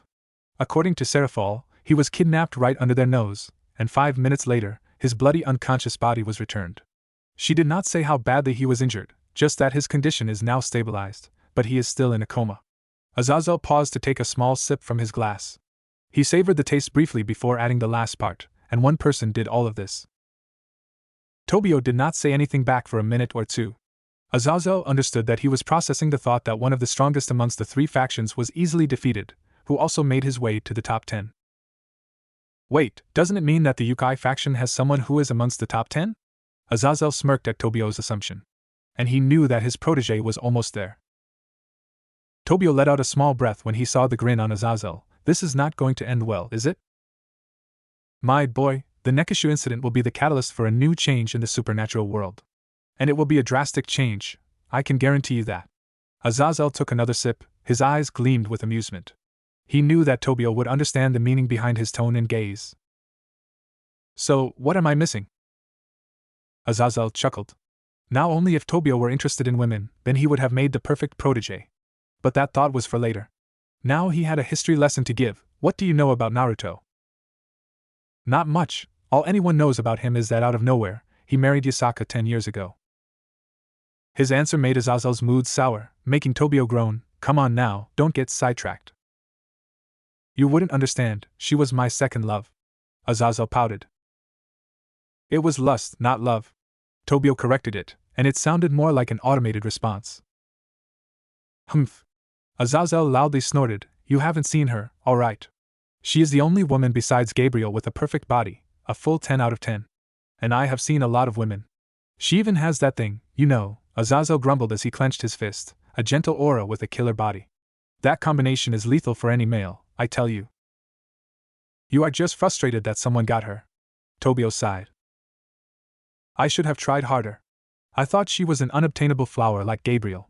Azazel released a deep breath, and his shoulders slouched down so much that he looked like a deflated balloon. You done? The fallen governor gave a flat stare to his pupil. With a grumble, he chugged down the rest of the wine and refilled it again. I wanted to bash her husband's head so badly. But I did not do it only because I knew he would be the one bashing me. Azazel gave an embarrassed chuckle, and seeing the frown on Tobio's face, he shook his head. No, I knew he was stronger than me, but I did not know he was this strong. How did you know he was stronger? Azazel did not answer. It was not that he did not want to, but he was trying to see how he should start. Do you know August the First Fae? Azazel asked all of a sudden. Yes, Tobio answered, confused. He is the leader of the fairy faction, right? Words have it that he was seen during Yasaka's wedding as one of the important guests, no less. I thought that the wedding ceremony was a very private affair. Azazel sighed. The boy was right. The Shinto faction was very tight-lipped regarding Yasaka's marriage. No one knew precisely where and when the ceremony took place. It was done in such a fashion to avoid unnecessary commotions. Because Azazel was not the only one who was smitten by the Shrine Maiden, there were quite a few from different factions who wanted the gentle Yukai. Some of them were pretty powerful and dangerous. With a sigh, Azazel tilted his wine glass toward the boy Tobio. This is just an assumption, a really mind-breaking one if he was being honest, but from all the clues I gathered, I think the fairy faction and the Yukai faction have merged. What? The shock was so much that Tobio stood up, his eyes bulged out. Are you serious? Azazel just nodded. Tobio just stood there with his mouth open for a few seconds. Finally, he sat down tiredly. Won't this merging make this new faction as strong as one of the gods' factions? Azazel nodded to confirm Tobio's question. It was not a ridiculous notion. After all, right after the three factions and all other mythological gods' factions, the Yukai faction and the Fairy faction were the top two factions in terms of power and size. The Vampire faction was also one of the top ones before the separation. With a chuckle, Azazel added, also, there was this rumor that the Yukai king gave Tiamat a beating for insulting Yasaka. These are just rumors and assumptions, right? Tobio asked. He could not help but snort at that. Such a naive boy brat, every rumor has some truth in it. And the assumptions they are created based on the hints left behind by the original events. Tobio nodded. Azazel could see that the boy was processing everything. Usually, he was faster, but this time, there was just too much outrageous information. Tobio sighed loudly. Will this start another war? The jolly expression entirely left Azazel's face. I won't lie to you. There is a chance. And it may escalate to the point that even the Grigori and the Heaven will have to join, unwillingly of course. But this depends fully on the Devil faction and the Yukai faction. Shouldn't we try to stop it? Tobio said, more like he pleaded. Azazel shook his head. Unfortunately, the Yukai king already took a few steps. Seeing the inquiry look, he asked, the note Sun Wukong gave stated that the news is spreading throughout the supernatural world, right? Yes, Tobio firmly nodded. He said that to me also. I believe that by tomorrow almost all the factions will know of the Nekishu incident. You do realize that the reason this news is spreading so fast is because of the Yukai faction, right? Tobio nodded at the question, so Azazel asked another, also, that the Nekishu incident is being told from the perspective of the last two survivors, right? Tobio nodded again. This time Azazel smiled as he asked the last question, but did the Yukai point out, in any way, that their king has defeated the Surzex Lucifer? Tobio blinked. The realization face he made after that only increased Azazel's amusement. Taking another sip of the wine, he added, his tone had a tint of admiration to it. It's quite a crafty tactic, I must admit. Because if they added that, then instead of focusing on the Nekishu incident, all the other factions would focus on the fact that there is someone new on the top 10. The Yukai faction does not want that. For now, they want everyone to know the truth about the massacre and focus on the devils. And using this opportunity, they are isolating the devil faction. I mean, who would side with them if a war does break out? And the best part, the devils are playing right into their hands. Tobio visibly shook at the last sentence. He frowned but did not ask anything. With a chuckle, Azazel started elaborating, the devils will not release the fact that Surzex was beaten. Even if they did, they will not admit that he was beaten fair and square. They will come up with excuses. Same for the Nekishu incident, they will try to come up with excuses. Lastly, they will send platoons, mostly to recon or to have small skirmishes to gauge out their opponent. Even though this is the right way, but to other factions, it will only seem like the devils are using baseless excuses to go to another war. A look of realization came to his pupil as he pointed out, so when the Yukai faction strikes back hard, no one will side with the devil faction. Azazel nodded, satisfied that Tobio could come to the correct conclusion. So, what are you going to do? Azazel raised an eyebrow at the question, seeing which Tobio went on, I am sure Seraphal did not send you a simple message regarding only Surzex's condition. She asked for your help, right? He is getting better, though he did not say it out loud. Azazel let out another pleased smile. Yes, she asked for my help. While I like the current Satans, I will not put the Grigori into the crossfire for their incompetence. I will just say that the Yukai faction has become strong, through hints mind you, so they should be careful. Also, if they want to come out clean, they should deliver capital punishments for those who participated in the massacre, regardless of their statuses. Tobio once again just stayed silent and processed his words. And it seemed he had given too much to the boy for one night. His protege stood up, gave a slight bow to him, and walked toward the door. To others, it would seem like a sign of disrespect, but Azazel did not mind. He knew that the boy badly needed to get some fresh air. That was why he did not stop him. He also knew that when Tobio cooled down, he would come again. Azazel took another sip of the famous wine. He looked at his half-empty glass and sighed. Too bad I am not going to get this anytime soon. Amaterasu wanted to release a tired sigh. It should not come as a surprise seeing how quickly the situation went out of her control. Not only the major gods and goddesses but also all the deities of the Shinto religion wanted to meet Naruto. She had to magically expand the interior of the royal palace to accommodate everyone. She could not blame them though. Although they had chosen or sent countless champions beforehand, none were powerful enough to match those from other factions' champions. But this time, it was different. And even the lowest level deity could see it, or in this case, sense it. Even in his soul form, Naruto was almost as powerful as Amaterasu herself. And then there was his reputation of being the savior of his previous world. His achievements and character awed everyone, but at the same time raised some concerns. Especially Susanoo. He asked some doubtful questions. Blunt as always. But he had his points. After all, if Naruto were as strong as their leader just in his soul form, he would easily surpass her when he would get a body. If so, then what would stop him from going against them? She had answers ready for those questions, but she liked how Naruto handled it. It had much more impact than her ready-made words. Look, I sacrificed a lot by coming here to help you guys. If you have any doubts or problems, send me back. I don't want to create conflicts with the people I am helping, and I am sure you don't want to be constantly wary of your own champion. With that, he sat down on the ground and asked if anyone had problems with him, or even had minor doubts about his motives. They were more than welcome to come up to him and chat. That was not all. He also pointed out that he wanted to get to know everyone, be it a major god, goddess, or low-ranking deity. Needless to say, his popularity skyrocketed within half a day. And any doubts that anyone had about him were washed away. Even Susanoo grudgingly accepted him. But what they did not know was that, even in his soul form, Naruto was a lot stronger than Amaterasu. But to be on the safe side, she taught Naruto how to hide his power in his soul form. She even gave him a beads bracelet, enchanted by her, to help him with the task. The outcome of the first meeting between Naruto and the rest of the Shinto faction went better than she had expected. Yes, the result was good, but it went out of control, in an excellent but tiring way. The gods, goddesses, and deities did not want to leave Naruto alone. Ultimately, she had to put her foot down and dismiss the meeting, to almost everyone's displeasure. Now, she was heading toward her office room where Naruto was temporarily resting. Very few had access to that room, but Naruto was an exceptional guest. As she opened the door, Amaterasu hoped Naruto was not too tired from all the talks, which stretched to a few days. But against all her expectations, she saw Naruto intensely focused on her working table. She did not know why he was so fascinated with something so simple. Naruto turned to her and bowed silently before retreating to his chair. Thank you for what you have done out there, Amaterasu stated before sitting down. You wiped out all the doubts they had and proved your conviction to everyone. I just don't want my reincarnation to create any conflict, at least not for you. Naruto shrugged his shoulders. Although Amaterasu raised an eyebrow delicately as she sat down. Well, sometimes these small doubts can give birth to larger suspicions which can lead to fear and then finally to conflicts. But the funny thing is, all of these can be avoided if everyone gets to know each other well, maybe over an informal meal, or idle talks. Naruto explained, his face holding a small smile. Are you talking from experience? Naruto did not answer that, just chuckled all the while he brushed the back of his head. Amaterasu noticed that he usually would do that when he was embarrassed or would feel awkward. And for that, once again, I thank you. Amaterasu gave a sincere smile as she spoke those words.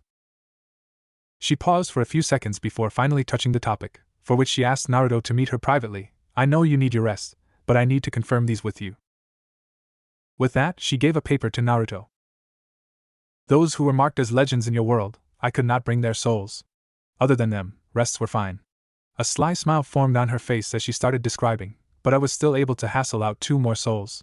So, in total, I got 4 souls, including you, that is. Naruto's eyes snapped to meet Amaterasu, and a while later, his smile matched hers. I am not going to ask how you did that, but thank you. And Naruto slightly shifted in his chair. I don't want to sound narcissist, but I was marked as legend, right? So how? Well, for you, she released a deep breath dramatically. Let's just say I had to go through many hassles and keep it at that. From the look Naruto gave Amaterasu, she could see that he wanted to know, but she was glad he dropped it for now. But she knew that later at some point, he would ask her again without any intention of backing down. Naruto looked down at the paper again. And just from his eyes, she could see what he was genuinely feeling as he read through the names of the souls she was able to bring here. His feature turned very gentle one time, and next, he just gave a small chuckle. Another time his lips curved upwards but his eyebrows shot up at the end. He blinked a few times, then looked back at her. I personally asked all those souls, written there, if they want to come to this side to join you on your next adventure. I explicitly told them the costs of such a choice. And yet, they all agreed. Amaterasu leaned back on her chair, smiling back at her emotional champion. But do remember that after their rebirth, even though the soul will be the same, they will have different names, viewpoints, and looks. The chances of being exactly the same as before, without a god's intervention, are less than 1%. Of course, I am talking about appearance-wise. Yes, they may have different personalities, but at their core, they will be almost the same person. She thought he would take some time to think it over. But his answer was instantaneous. I will accept and love them all the same, no matter what. And I am sure they will do the same without any hesitation. Amaterasu nodded at those words and gave Naruto time as he once again reviewed those names. Finally, she started again, and this contains all the information regarding your new body. With a small smile, Naruto gently put the paper that he was holding to his side. Then he took the next one. But before even opening it, he looked at her. Why did you not bring my old body? I mean, I appreciate what you are doing, but wouldn't it be better if you bring my old body here and do some magic voodoo on it or something? Amaterasu laughed openly at that. Naruto seemed to still not understand the concept of magic. But it was understandable, and her job was to guide him as much as possible. But first, I told you about how I traveled to your universe, right? Yeah, Naruto scratched his chin with his right hand, as his left was holding the new paper. You found an artifact around 300 years ago? After the Great War between the three factions, right? Yes, she nodded her head. Not just us actually, I heard that other factions also found quite a few artifacts as well. I am not sure why, but we think the balance of the world shifted somehow during or after that battle, resulting in these artifacts' birth. But that is not the main point. The artifact we found allowed us to visit a few other worlds, spiritually of course, especially if the world had a strong similarity to our culture or religion. And one of those worlds was yours. Now, as I traveled there spiritually, I could not bring your body or anything worldly since my power was restricted depending on the universe. I could just bring the souls. I see, Naruto nodded with a thoughtful look. Quickly, he composed himself and asked the following question. Isn't there any way for you to travel physically? I mean to other worlds? She chuckled at the questions. Of course she saw this coming. I will give you the details later, but for now, let's just say that to leave our world, our universe, we will have to pass through a gate. And the gatekeeper there is one of the three strongest beings in our universe. These three beasts, as every god and goddess like to call them, are so strong that their names are not even on the core stone. Naruto listened to her words with fascination, but suddenly he interrupted, which was very rare, core stone. That is a large stone situated at the core of the earth which has the names of the top 10 strongest beings in the world. You can see it after every 100 years. Biblical God created it to maintain the peace between the gods.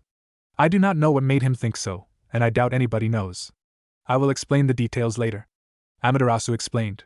It seemed that she got a bit sidetracked. Naruto hummed but did not say anything. After a while, he asked another question. These three beasts are the strongest here? Yes, but as I said, we will thoroughly discuss it later, along with the top 10 strongest beings in the world. But now I want you to look at the body I am preparing for you. Amaterasu pointed at the paper that Naruto was holding with her eyes. Naruto blushed as he rubbed the back of his head again, and soon started going through the paper. She could see the questions forming, but he did not ask them immediately. Instead, he went through the full report. After he was done, he put down the paper. But instead of throwing the questions, he just looked at the paper with a thoughtful expression. Finally, the first question came. Why Oni? You wanted me to reincarnate you using a kitsune body, right? But unfortunately, there are some complications. You know that our universe has many kinds of beings, right? Seeing Naruto nodding at her question, Amaterasu paused momentarily. I will try to keep things simple for now. I do not want to overwhelm you with information. Thank you for the consideration, Lady Amaterasu. Naruto smiled at her, again, not to brag, but I was a Hokage. So I think I can take it.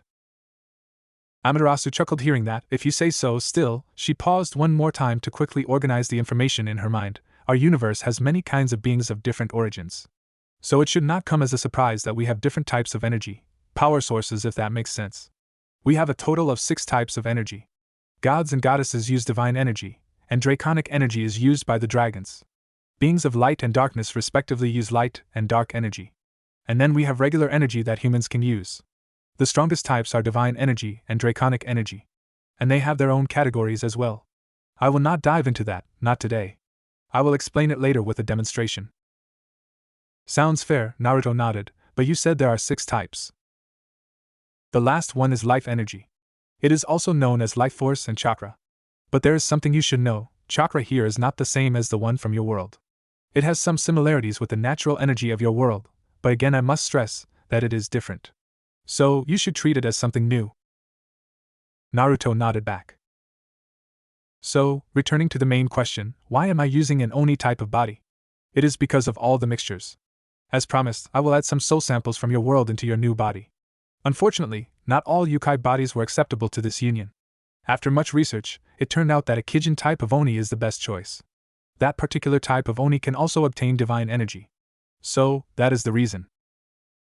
There was more information, but she left them out deliberately, seeing how tired Naruto looked. She would take her time later and tell everything, there was no need to rush. I see, Naruto slowly nodded his head. Don't worry, Amaterasu chuckled lightly, you will not have a gigantic body or a hideous face. You will look exactly like your previous self, I will make sure of it, but you will have some minor physical alterations. Naruto sighed as his fingers tapped the table rhythmically. She saw that he was processing all this, so she let him be. Finally, he stopped tapping the table and looked at Amaterasu. If you believe this is the best, then you should proceed. Amaterasu nodded at Naruto, satisfied that he had no problem with her choices. But she could not help but ask, are you sure you are okay with those soul samples? Naruto shrugged nonchalantly. Well, I did want the soul sample of someone like Madara just to have some fun with his power. But I think his soul fell into the category of legend. But still, for you to get these 2 soul samples are more than I could ask for. As long as he was happy, she was okay with that. But she did not know why all the soul samples he wanted were from the souls of those 2 particular clans, Senju and Uchiha. Guess she would find out later why he wanted to combine the soul samples from these 2 clans. The Avalon Kingdom. Almost everyone was present at the round table. Everyone was waiting for him, their king, to start.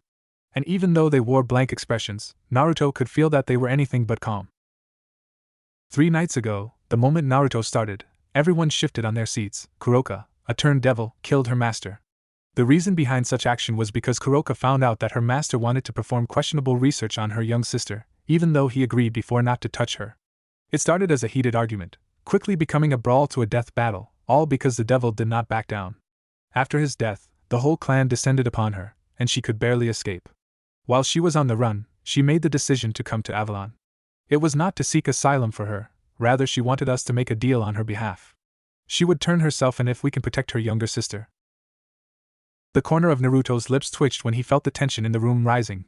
Regardless, he needed to continue. The first thing we did when we took her in was to send a message to the Nekasha clan and Kuro Oni clan since they were in the underworld. Next, we created a team to reach out to the devils. Before the team could officially head toward underworld, a reply message from the Kuro Oni clan came, but not from the Nekasha clan.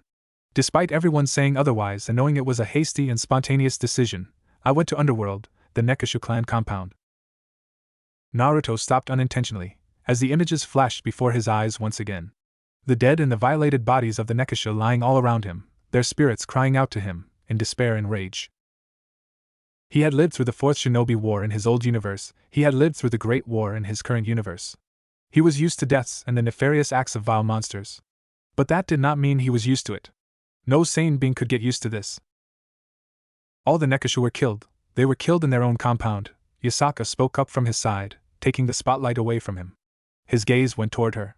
It seemed like she understood the turmoil inside him and decided to lead the discussion. From what we had gathered so far, Yasaka continued, 1 hour after Kuroka's escape, a few devils unofficially formed a large group to raid the Nekasha compound. Their motives are unclear as of now. But the names of the suspects can be found in the report. Yasaka pointed at the unopened thick files in front of everyone. The Nekasha were caught off guard during the attack, and they were outnumbered. The fight escalated because the Nekasha fought back viciously, thinking their assailants were strays. And by now, all of you already know about the outcome of that battle. Yasaka took a deep breath before pointing at the files again. All the details are in the report. The time frame, names of the suspects who led the attack, and the ones who joined the attack. Yasaka paused, and Jiraiya immediately picked up. After securing the compound, our king and I devised a quick plan to intercept the execution of the Chiron, the younger sister of Kuroka. After rescuing the young Chiron, our king approached Satan's and the devils with the full intention of hearing them out. They spit on his goodwill, figuratively. Jiraiya let out a cold smile. So, our king broke their strongest devil, literally. When Jiraiya stopped, no one else picked up after him. For a moment, only heavy silence reigned inside the room. So, what is our next course of action? Sylvia Lightwood, another Fae of the Old, asked. We fight back. Magari, the Nikomata with 7 tails, growled out her words. We tore off the facade of the new devils and showed the world that these vile beings did not change. Her vicious gaze turned to the only empty seat. It seems, even though this meeting is of utmost importance, we have an absentee. I know you are livid Magari more than any of us. And you have every right to be. Yasaka's gentle voice placated the angry Nikomata, somewhat at least. As for our absentee, none of us here can deny his remarkable contributions to our kingdom. Yasaka pointed at the empty seat. But keep in mind that, when he joined us, he was quite resolute in maintaining his neutrality. A neutrality he cannot maintain, not this time. He must choose a side. And the way current events are transpiring, he will, Jiraiya interrupted with that smug tone of his. A tone everyone was familiar with. He knew something that others did not know, not yet.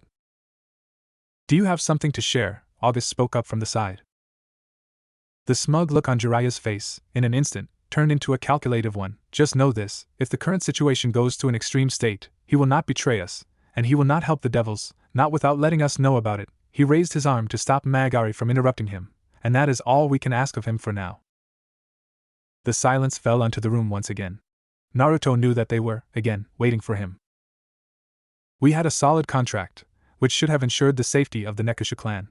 But it did not. It was hard to keep his emotions in check. Naruto knew why, but he pressed on. If the roles were reversed, they would have demanded the heads of the culprits.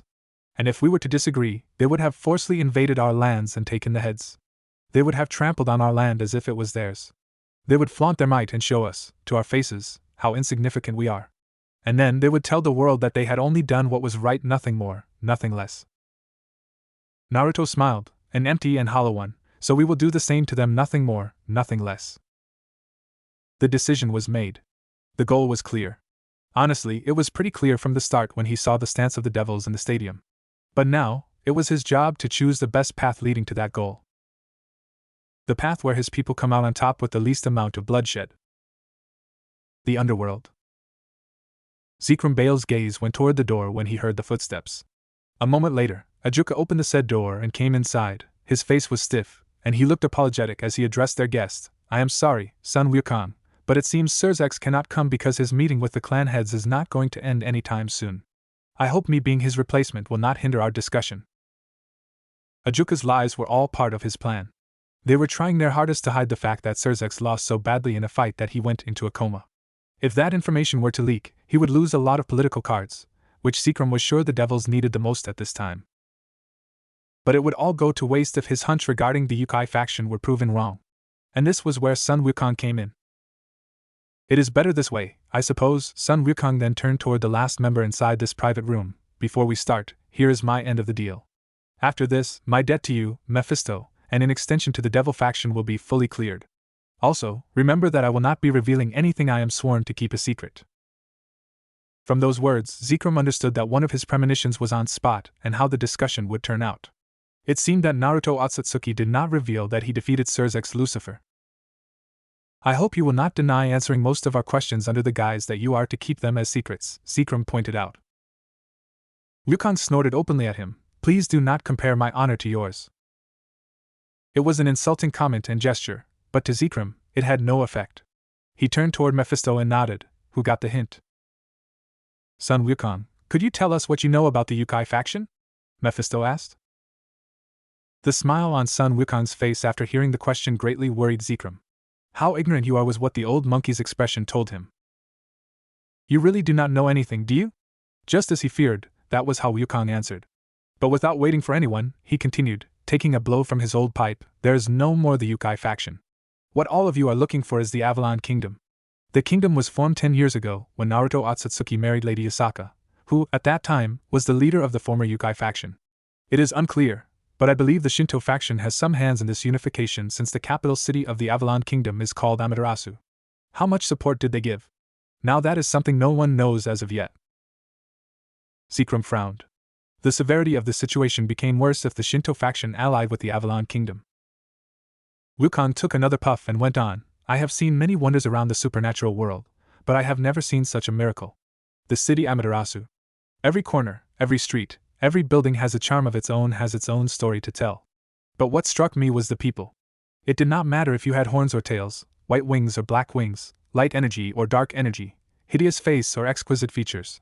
Everyone was mingling with one another casually and had silent respect for others. There were no masks, no hiding, everyone was going on with their daily lives in their true forms. Yes, many of them were Yukai, but it did not look like they had any special privilege because of their race. He chuckled at the end, there is so much, but I do not think I can describe it with words alone. Can you tell us where their capital is? Ajuka asked. Zikram frowned again, but he did not show it through his outer appearance this time. He knew that it was the wrong question to ask, and just as he thought. That I cannot tell. The answer was fast and short. I am sure that by now you know of our. Ajuka was rudely cut off as Sun Wukong snorted at him. Even though his eyes could not be seen because of the strange shades he was wearing, Zikram could tell that the old monkey's gaze held no respect toward them. Yes, everyone, every supernatural faction, knows about the Nekashu massacre, but not from the devil's perspectives. Sun Wukong let out a humorless chuckle. Zikram could feel the blood draining from his face. It could not be. The old monkey continued, I think by today, every faction, from top governors to mere civilians, learned about the massacre. The Avalon Kingdom has released copies of your agreement with them, along with the statement of the supposed convict Kuroka. They also released pictures of the Nekashu clan compound, or whatever was left of it. The sneer on Sun Wukong's face was apparent this time. No one is buying the bullshit you are spreading. This was the worst outcome that Zikram could expect. The devils had royally fucked up. There was no sugarcoating this event. Was he frustrated at what the devils did? No. The devils were the embodiment of the 7 sins. They were bound to do immoral deeds. Telling a devil to follow a righteous path was like telling a wild tiger to go vegan. It was just not possible. So, he was not frustrated at what the devils did, but he was irritated at how they did it. This was not the first time that some devils, be it the older generation or the younger one, would group up together to perform malicious activities. But those were all done in secrecy. If someone would slip in any way, then they would shrewdly shift the blame on the stray. After all, they had an image to maintain. But this time, the incident went out of control. If it were a skirmish, heck, even a nasty battle would have been fine, but a massacre out in the open? Something was amiss. After the declaration of the Yukai King, he immediately did some personal investigation. He already knew all the names of the devils who were there. So he quickly organized a private meeting with the older ones that participated in this mess. What he understood was that it was the younger ones who initiated this fight. And it was not clear, but some of the older devils pointed out that it felt like they were being incited. And that was all he needed to know. It did not matter to him if the incitement was strong or weak or that, in the end, the acts were carried out by the devils only, as long as he could use some solid points to shift the blame, or at least defend themselves. So Zikram asked Serafal, since she oversaw foreign affairs, to spread out the details of the Nekashu incident. Of course, it had some slight fabrication and it put the blame on a third party. For now, they were pinning the blame on the old devils. But the reasons he included should have been solid. Of course, to increase the validity of his claims, he asked many guilty devils to examine their minds. The results, of course, were slightly altered to show that they were ensnared by some sort of mind spells. Even though Serafal had an issue with her behavior, he trusted her capabilities. But for the Avalon Kingdom to spread the news faster than them and to more factions told him just how competent they were. It seemed like he kept underestimating them. Who do you believe? Mephisto asked. You have to understand something here, Mephisto. Wukong turned toward Mephisto, his voice grim. First and foremost, the severity of the situation cannot be taken lightly. Yes, the whole thing started because of the crime of one Nekashu. Yes, the fight was initiated by some devils. But this is a massacre we are talking about. A massacre carried out by the devil on foreign soil. And the worst part is that the devil faction did not inform the Avalon Kingdom what transpired here. You went on to execute a little girl to please your people. What was the rational thinking behind this? Zikram did not say anything. He knew that the way the old monkey behaved, he would not trust a single word from him or any devils. Now, if this is all, then I will be leaving. Before Sun Wukong could get up, Ajuka stopped him. You know, you did not tell us anything other than their faction's name. Sun Wukong did not stop. He got up, took a long puff, and then turned toward Ajuka. Naruto Otsutsuki, the first king of the Avalon Kingdom, is believed to have reached the ranks of the top 10 strongest beings in the world. The might of their military is quite unknown, but I heard that the mightiest individuals of the kingdom are given a title known as the yokai. It is similar to how you, the old monkey pointed at Ajuka, used the name Beelzebub as a title. I heard that quite a few of the yokai title holders are ultimate class yokai. And from what I have seen, I can clearly tell that they are the most advanced faction in terms of magic and technology. Lastly, I pointed out this before but it seemed it eluded your mind, but the kingdom may be associated with the Shinto faction. When he was done, he took another puff. Is that enough, boy? Silence fell upon the room, but just for a moment. Zikram looked at Wukong as a guest, we are showing as much hospitality as we can, whereas you are doing nothing but belittling us. Do you realize who you are speaking to? A pause before Wukong burst into laughter, not a mocking one but a genuine laughter, and here I thought that you devils have changed. But it seems I was wrong. It was always about you first, everyone else later. His laughter turned into small chuckles. I do realize who you are, but do you realize who I am and whom I serve currently? Then his gaze swept through the room. I will take my leave now. And he did not wait for a second longer as Sun Wukong was gone through a custom teleportation spell. The room once again became silent. After some time passed, Seacrum stood up and without saying a word, he left the meeting room. Seacrum directly came to his private chamber. Contrary to his whole compound or any of his other personal rooms, this was a simple room. It did not have many things, including furniture, but one object stood out from the rest. Silently he walked toward the chair, and before sitting down, his fingers gently brushed the arm of the chair. This habit was formed 200 years ago, when the new Satans drove the original ones away, and he finally got what he always wanted. Lucifer's chair. The symbol of true authority.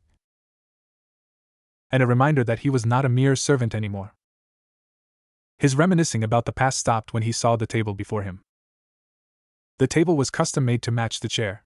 On top of it, there was a chessboard, and the pieces were placed neatly in their starting place, except the black side was missing the king.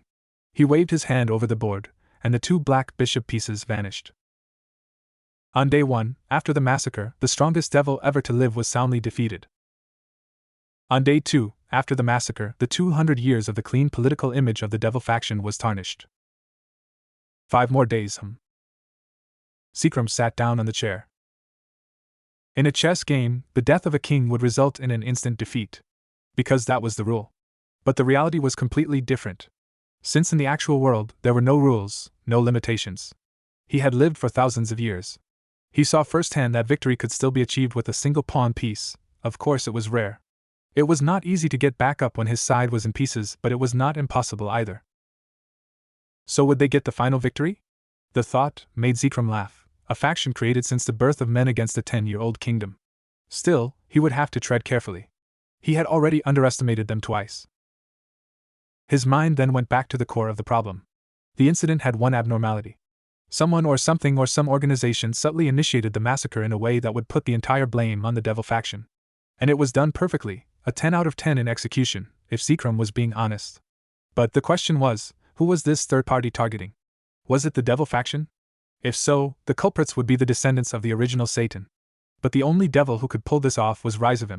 The conclusion made him concerned. After all, Rias was very shrewd like his father and Seacrum. One of the main reasons they won the civil war was because Rias did not participate directly. Seacrum was sure they could still win even if he joined the war, but with many more casualties. But what if the enemy was after the Avalon Kingdom?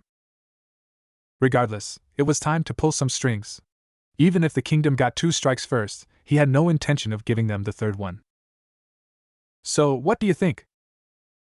Amaterasu could not help it. Her lips curved into a satisfied smile when she saw Naruto's reaction. She loved how Naruto's honest facial expressions and body gestures sometimes answered her questions rather than his words. Holy shit! This body looks exactly like my old one. I mean, other than those horns and sharp canine-like teeth, which look awesome by the way, everything is spot on. Amaterasu's lips formed an amused smile. I may not be one of the strongest around here, but I am one of the leaders of a pantheon. Creating a replica of your old body was just child's play. Hearing her words, Naruto turned his head to face and gave her a knowing smile. A pause later, Amaterasu sighed and started rubbing her forehead. Yes, the body was not the issue, and yes, I underestimated how difficult it was to combine those 2 particular types of soul samples. But the smile returned on her face. You will be pleased to hear that the merge was a success. But there is something strange about these 2 soul samples. After these 2 soul samples merged, they started acting as one instead of 2. Really? Naruto's tone and expression surprised her. This was the first time she had seen him so excited. Yes, Amaterasu delicately raised one of her eyebrows at him. What is more surprising is that the merged sample is not only acting as the core DNA of this body, but it is also merging with other DNAs. It is subtle for now. And the only reason this did not raise any concerns is because you said that this was a possibility. Naruto, Amaterasu noticed that Naruto still had that excited look on his face. Is it just these 2 particular people, or is there something about their bloodline? It's a secret. Whatever Amaterasu was expecting, this was clearly not it. Naruto laughed. I am not hiding anything here, Lady Amaterasu. It is just that I want to see the result first before telling you about these two clans' bloodlines, as you said. Suddenly, he had a melancholic look as he glanced at his new body. These two clans had a rich history, and their lineage goes back to the very beginning of our world. If everything works out well, I will take my time and tell you about them. About their struggles, ambitions, and fates. Naruto turned to face her and smiled, that carefree, disarming smile of his. Maybe you should invite Susanoo and Tsukuyami as well. I have a feeling they will greatly enjoy this as well. Of course, when I am ready to share, that is. Suddenly he made a sheepish expression. Well, after Susanoo stops chasing me around for that prank I pulled. Do you think he has calmed down? At least enough for me to go to the bars. Amaterasu snorted and immediately hid her face behind a conjured hand fan. An ancient goddess like her would not snort like that. But then again, that was the charm of their new champion. It had been 2 months since Amaterasu brought Naruto to their dimension, and she could say with complete honesty that she had never seen the Shinto faction brimming with so much joy and spirit. It was all because of their champion. He was a helpful and kind man by heart, there was no denying that. No matter the time or the status of the deity, Naruto would always lend a helping hand. And the way he could make others open up to him was really admirable. But that was not all. His mischievous pranks kept everyone at an edge, in a positive way, so to speak. His pranks were never harmful. Instead, the sole purpose of his pranks was to bring smiles to everyone's faces, most of the time. After all, there were times when his pranks went out of control. Like last week, when he thought that the statue of Susanoo lacked creativity, so he gave a helping hand. In her entire lifetime, she had never seen a statue so colorful that it looked intimidating. Needless to say, for the whole day, Naruto was chased by Susanoo because of this. Even she was targeted a few times. Of course, the pranks Naruto planned for her were very different and unique, because the aim of those pranks was to make her day all the more interesting. Chuckling, Amaterasu tried to focus on the topic at hand. I will keep that in mind. As for your body, she created hundreds of paper talismans which immediately started covering the body completely, from head to toe. Whoa, I look like a mummy there. The childlike expression of his brought a smile to her face. I will personally monitor the body's progress until it stabilizes completely. I may need to conduct a few more tests. Naruto gave her a questioning look. I thought the body had been stabilized already. Theoretically, yes, Amaterasu sighed, but, as I mentioned just now, after the 2 soul samples from your world merged into one, though it is subtle, it is changing the body. And the changes are quite substantial in my opinion. Merging with other DNAs, and yet from an outer perspective, it is not showing any changes.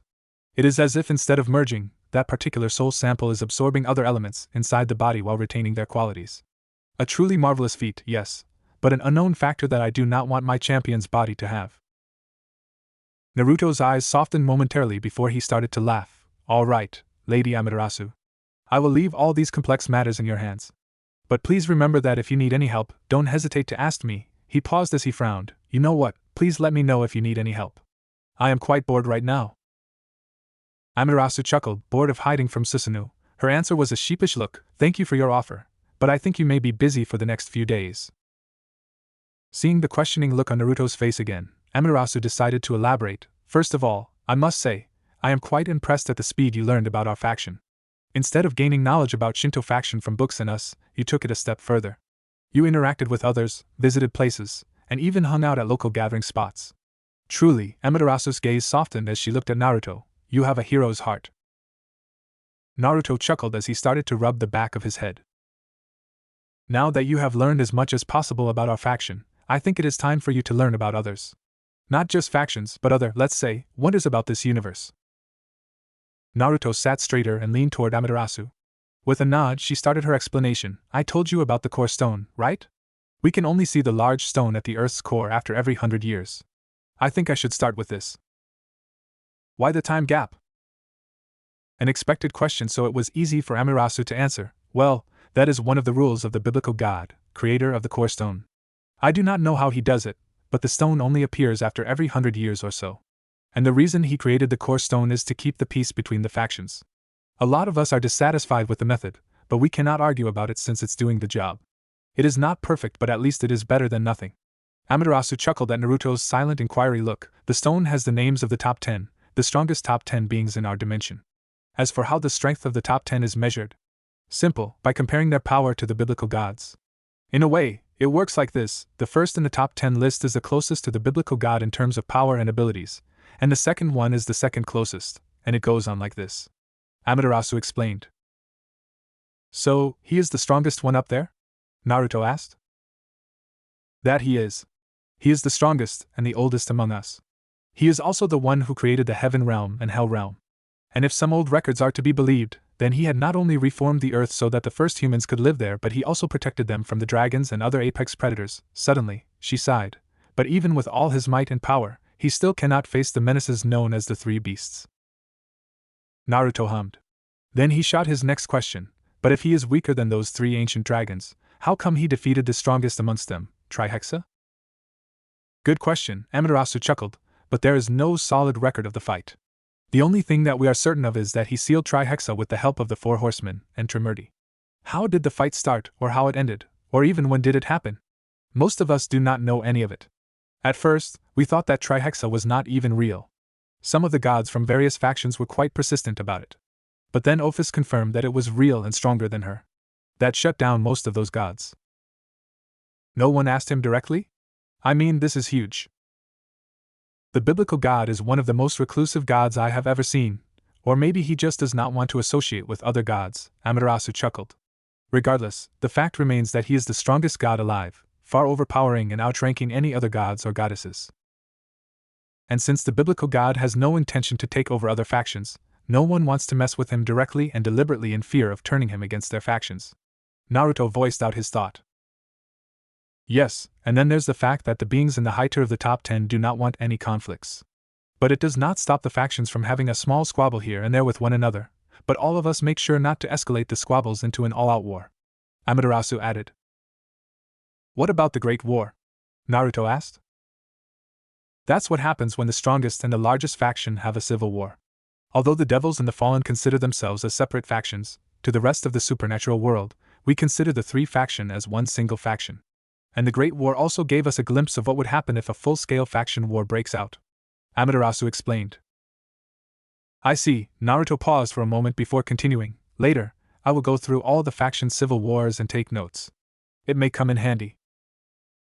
Amaterasu nodded at Naruto's idea. A moment later, she spoke. Do you have any more questions? Dinner is going to be served soon. Yeah, one last question. Naruto started to rub the back of his head. How does a god or goddess become stronger?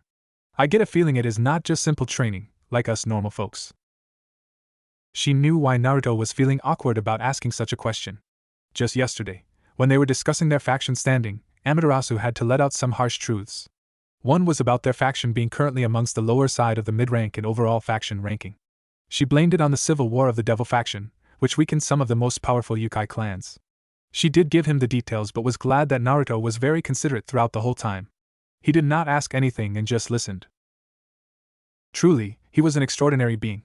But it seems I forgot to tell you one of the most important details.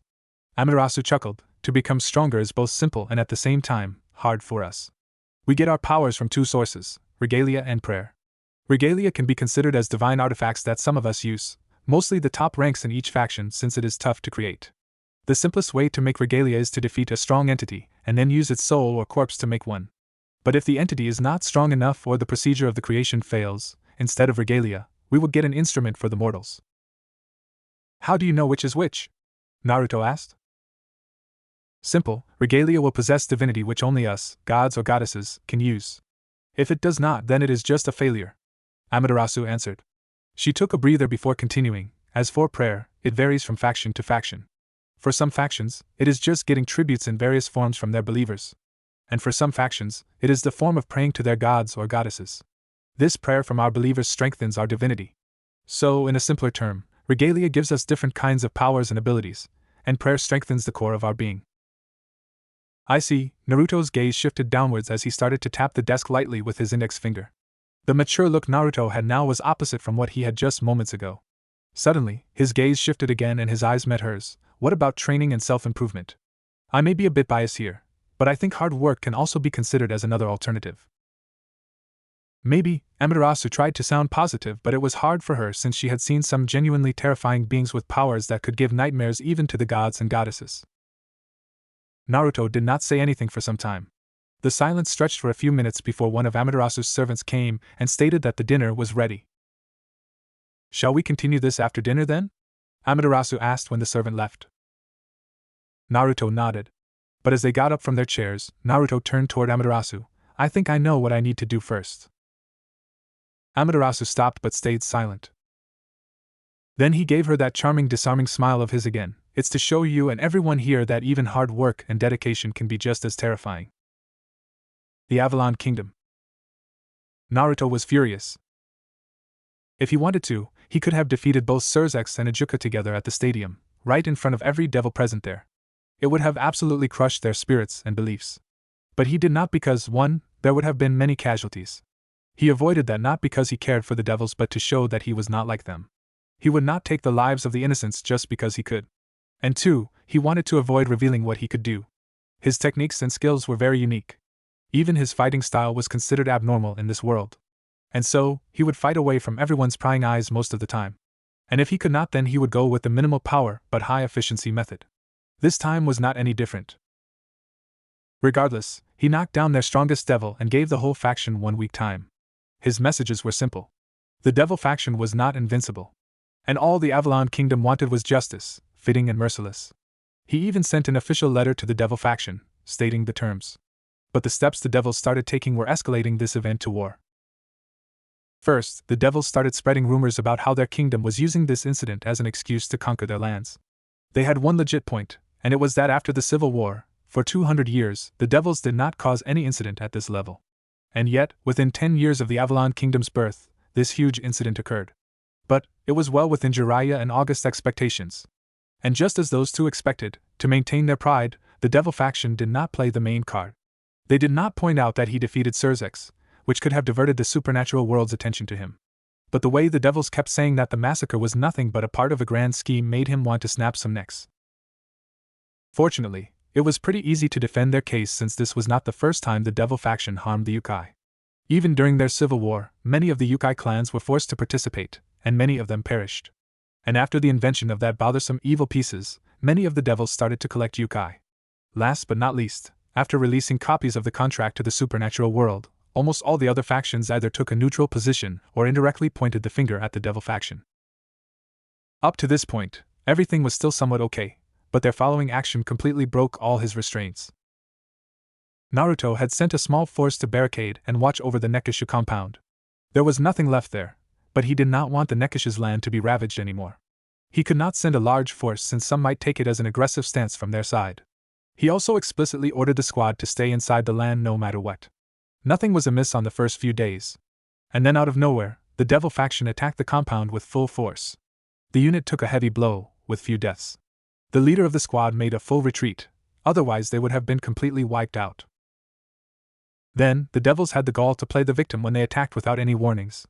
Their official statement about the attack was that until 1 week was over, they would not allow any Yukai near their land, even though the Nekishu compound legally belonged to the Yukai and was entirely outside of their land. Of course, they had put in other excuses. But just after the first line, Naruto burnt the paper. And now the devils had decided to hide behind their greatest defense. Naruto finally approached his destination, one of the most highly secured guest rooms in the Avalon Palace. This room also worked as a small conference room, which was why he chose this place for their guests. He was not surprised to see Jiraiya in front of the door, who was wearing a blank mask similar to what Roots used to wear. Naruto just raised an eyebrow, silently telling Jiraiya to say his thoughts. "We both know why," Jiraiya pointed at the door with his thumb. "They are here. I know you can handle yourself. But just a suggestion, if things get complicated, back down. We can't have them get tangled in this." With that, Jiraiya opened the door and entered first to announce his arrival. But Naruto did not enter immediately. He looked up to see his reflection from the marble ceiling staring back at him. His lips slightly curved upward as he saw his normal azure eyes change into his special Rinnegan, where the scara had a golden hue instead of the silver-purple. After the transformation was done, he entered. The first one to catch Naruto's attention was the Archangel. And the reason for this was not his flashy dress or the unique holy power emitting from him, but his expression. The moment Naruto entered, and the moment Michael saw him, the Archangel's eyes went wide and just for a fraction of a second his power flickered. But Michael composed himself quite fast. The slip-up came and went quickly, but Naruto caught it. The reason why most did not notice it was because all their attention was purely on Naruto. But he was sure Jiraiya sensed the abnormality, as well since he was facing Michael. His eyes quickly scanned the other two guests as he approached his seat, one male and one female. He had read about their profiles before. Vasco Strata, one of the big shots in the church as he was ranked the second highest official in the church as cardinal priest. And then there was Griselda Corda, famous for being the strongest female exorcist alive. His seat was not a grand throne in this room, everyone's seat here was the same. It was done to show equality. After he took his seat, everyone else did as well. Naruto had Yasaka sitting down to his right and August to his left. And on the opposite side of the table, Michael was in the middle while Vasco and Griselda sat left and right of him, respectively. And Jiraiya was standing by the door. Welcome to the Avalon Kingdom.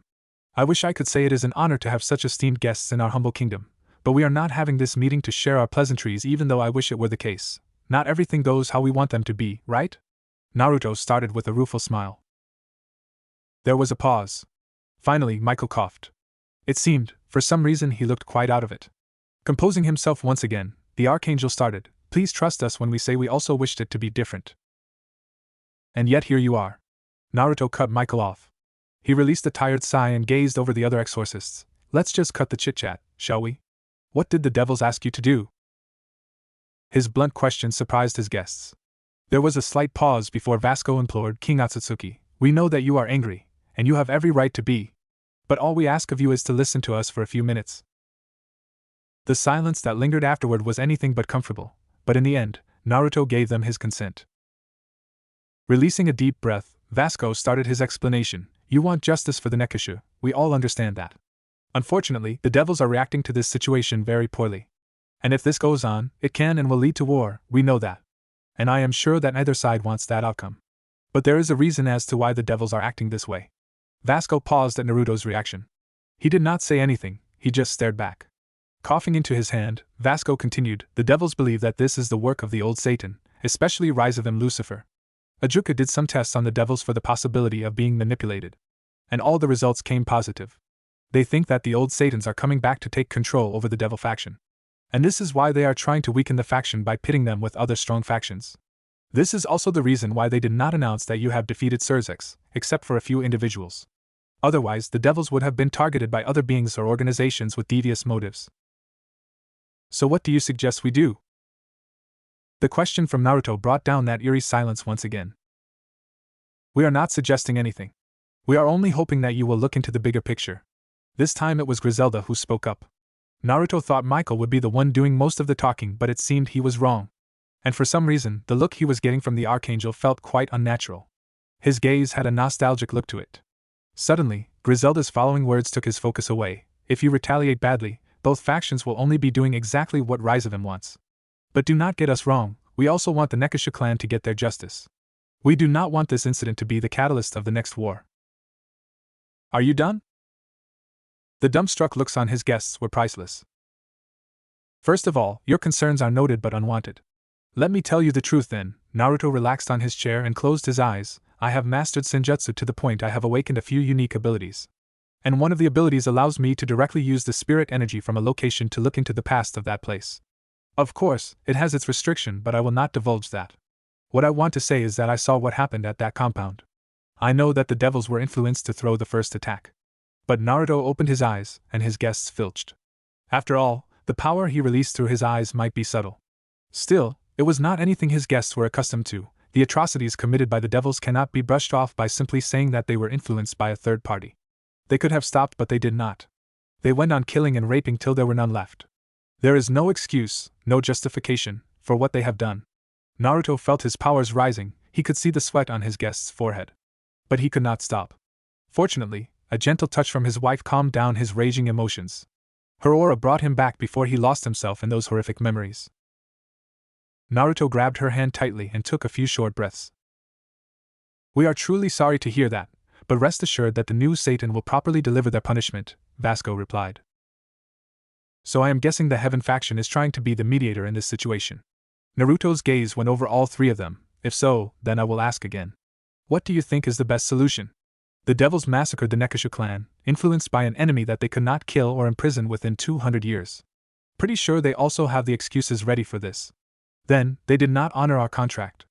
They refused to give the justice that the Nekasha clan deserves. I mean, when I went to the stadium to save the younger sister, who was completely innocent and unrelated to the event by the way, I saw many devils who took part in the crime were sitting there and going on with their lives. They did not have an ounce of guilt in them for what they did. Or now they are going to say that someone also brainwashed them to act like this. The funniest part though, it did not end here, now did it? Just yesterday, they attacked the Nekasha compound again. I had sent a squad of 20 people, who stayed only inside the compound to watch over the land, which in every way belongs to us. Then without any warnings or messages, the devils attacked with full force. 7 of our men were killed in action, and quite a few suffered serious injuries. And the best part in all of these, the devils are playing the victim again. Naruto smiled, but he was sure it didn't come out as intended, so tell me, what do you think is the best solution? The devils are in the wrong and so are their actions, no one is denying this. Finally, Michael spoke up, taking the center of everyone's attention, but if you take actions similar to them, a war will break out. We are not here to defend what the devils did. We are here, hoping and trying that this does not escalate to war. And if everything fails, then the flames of war will spread to the human world and other factions again.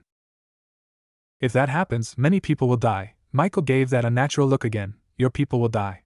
Will you be okay with that? This caught Naruto off guard. And somehow, he could feel that there was something else hidden deep inside the Archangel's words. Do you know why we named our faction the Avalon Kingdom? Everyone turned their gaze toward the speaker, who was none other than Yasaka. With a smile toward the guests, she continued, Our king here has united all the yokai, be it a large prestigious clan or a small newly formed group, within 10 years, a feat that even the gods and goddesses from the Shinto faction dubbed as a miracle. Of course, fights had occurred, and blood had been spilled. But it was still considered the most peaceful unification recorded since the birth of yokai. Then he made the most remarkable achievement that none of us had ever thought was possible. He made an alliance, a true union between the fairy faction and the yokai faction, without spilling a single drop of blood. He named this new allied faction the Avalon Kingdom. Avalon, in fairies' terms, is similar to heaven. It is considered the ever-distant utopia for the fairies, untouched and uncontrolled by any being or laws. Our king liked the concept of that place so much that he named our kingdom after it rather than giving it more of a yokai or Eastern culture-related name. And the way he presented the kingdom's name to us, his people, made fairies respect him and yokai adore him. Yasaka gave Naruto's hand a light squeeze. Also, the Avalon Kingdom of ours is not a faction.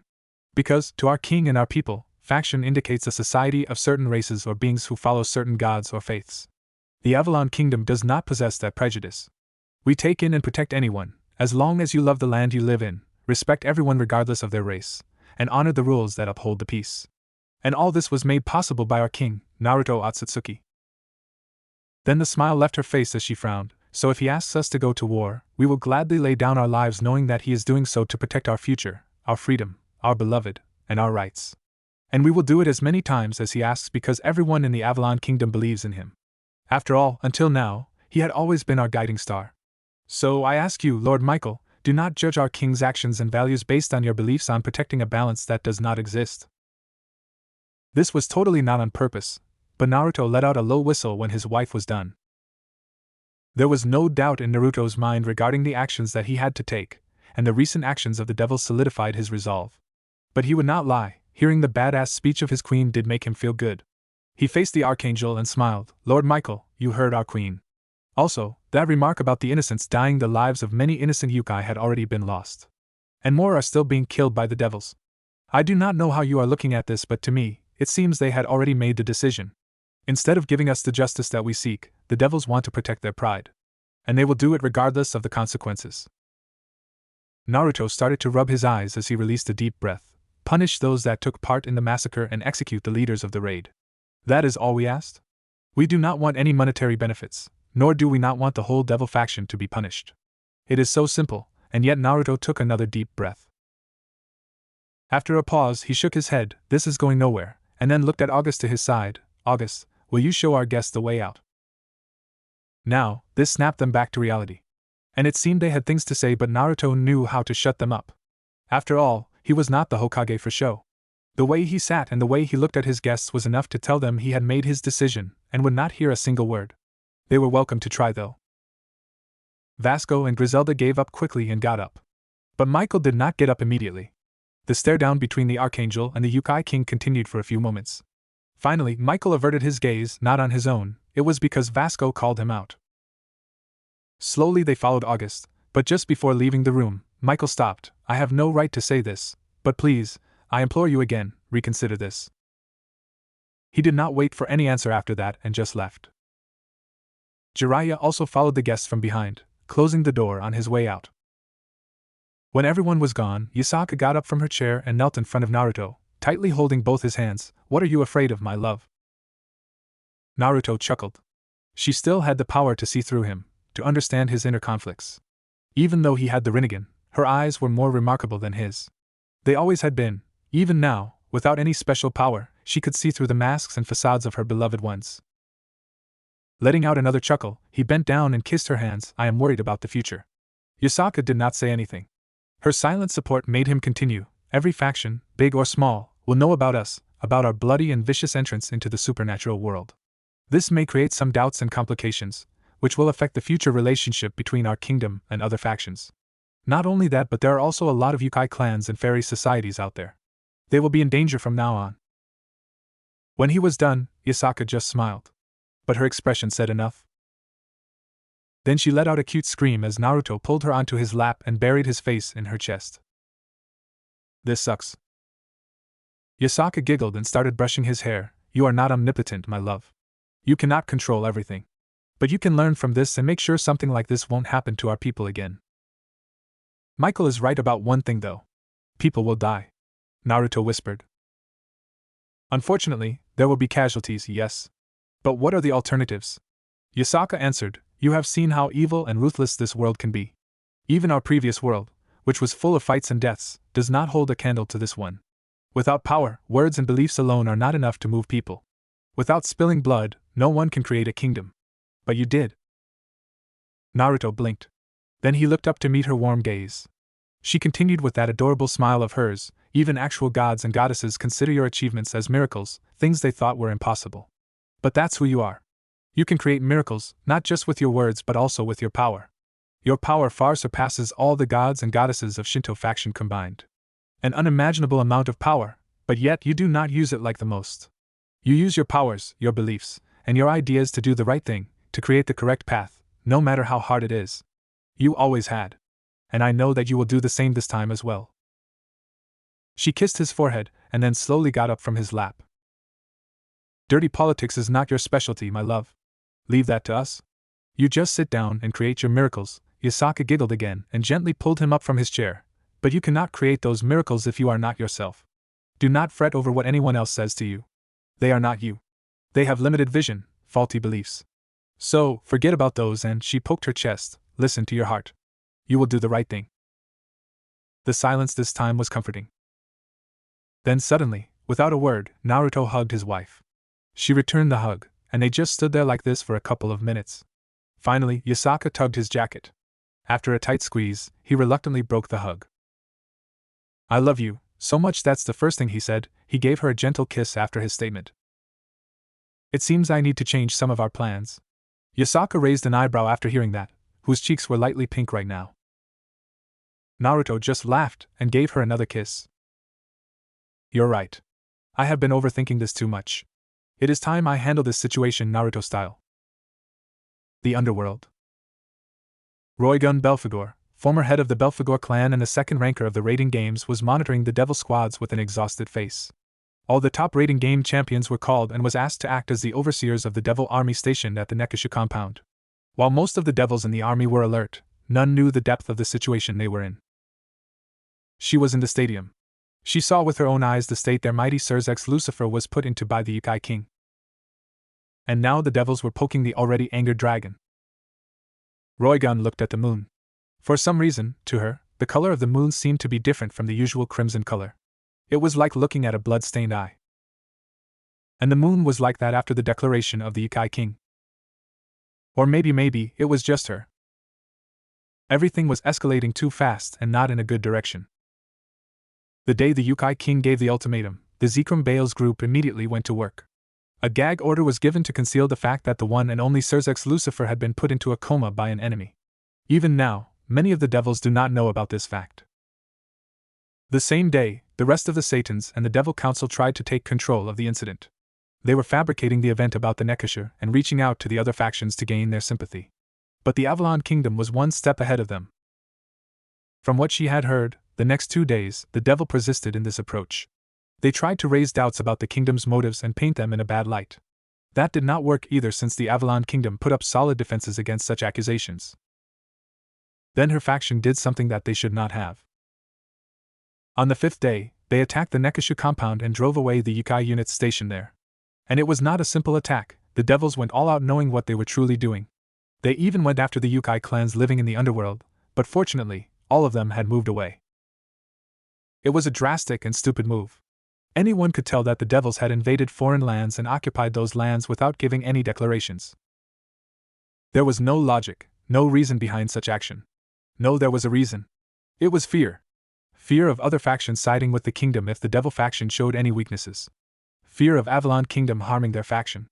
And most importantly, it was the fear of losing against such a small and newly formed faction. This attack of their faction was nothing but an act of provocation toward the Yukai king, and it was done deliberately. And that action showed her what path her faction had chosen. They had chosen war. Somehow, this did not surprise her. Lives would be lost because of these selfish acts. Roygun had no doubt about it. The easiest way to solve this was to give justice to the Nekishu. The solution was simple, but not the execution, since somehow, many nobles got tangled in this. Now the higher-ups were blaming the old Satans, saying that they influenced the devils. But she knew no one was going to buy this justification. Even she did not fall for such a blatant lie. After all, if it were so easy to influence the devils, then the old Satan faction would have easily won the civil war. Roygun could see why such actions were being taken, and she was sure so could the reasonable devils. Baal clan wanted to protect the status quo, and they thought the only way to do so was to protect those nobles, since some of them were pretty high up. They also want to maintain the pride of the devils to satisfy the general populace. And this was their absurd solution, to force the Avalon Kingdom to come to an agreement that would benefit the devils most. She also heard that to have more power on their side, they had a meeting with the Heaven faction and the Grigori. In other words, the Baal clan was trying to pull the other two sides of the three faction into this mess. Even they, the raiding game champions, were not excluded. Seekram knew the corruption inside the raiding game from the start, but he did not stop it. Why would he? After all, because of this, he had control over most of the champions. Unfortunately, all of them were too deep into the raiding game corruption to go against his words, except for Daihauser Belial. But she was sure that even though Daihauser was clean, the old fox had other ways to have control over the number 1 raiding game champion. But this was not the worst part. They had to bring in their entire team. Now, this was what made Roygun angry. She was ready to die for her foolishness, but she would refuse to let any harm come to any of her peerages. She would do anything to protect them. Unfortunately, she knew that the world did not work that way. Not everyone had the luxury to hold their own fates in their hands. Lady Roygun, the unit is in position. Her queen, her surrogate younger sister, came to her side and started to read her the report. All of your peerage members are not having any problems with their positions. What about Bediz and Daihauser? Lord Bediz is making another patrol around the compound. And Lord Daihauser has returned to meet with Lord Ruvel. Her queen did not look at her report to answer those questions. The jobs of the raiding game champions were simple: oversee the army units situated around the compound. Inform the main army which was far away from the compound should they notice anything unusual. And they were to hold their position should there be an attack. So much exaggeration, Roygun sighed as she rubbed her forehead. At least she was able to take the position of the messenger, which was the last line of defense and furthest from the compound. She did not want her team to be anywhere near the compound.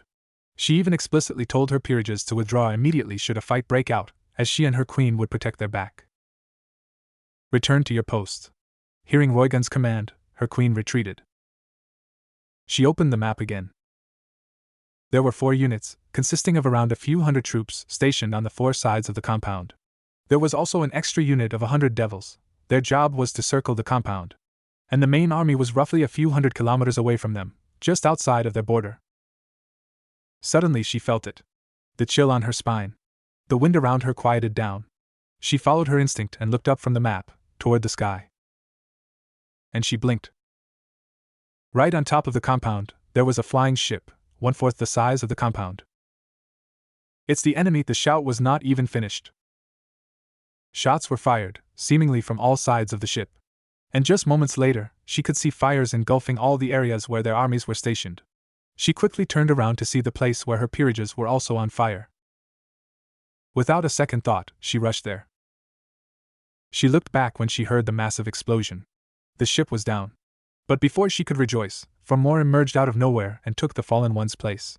And they also immediately started firing. She could hear the screams of outrage, soon turning into cries for help. But she did not care, she had her own peerages to save.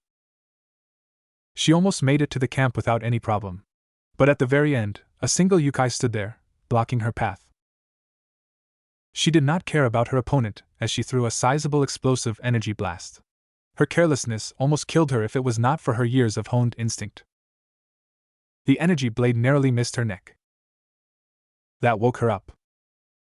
Even though she could see the camp where her peerages were, even though the said camp was on fire, and she was hearing the sounds of fighting, she still put all her focus on the opponent in front of her. Her senses were telling her that one wrong move and the match would be over. After all, if the blade was aiming for her chest, she would not have come out scot-free.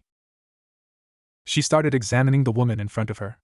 Her opponent was strong, no doubt about it, seeing how the blue-colored lightning was smoothly dancing around her body.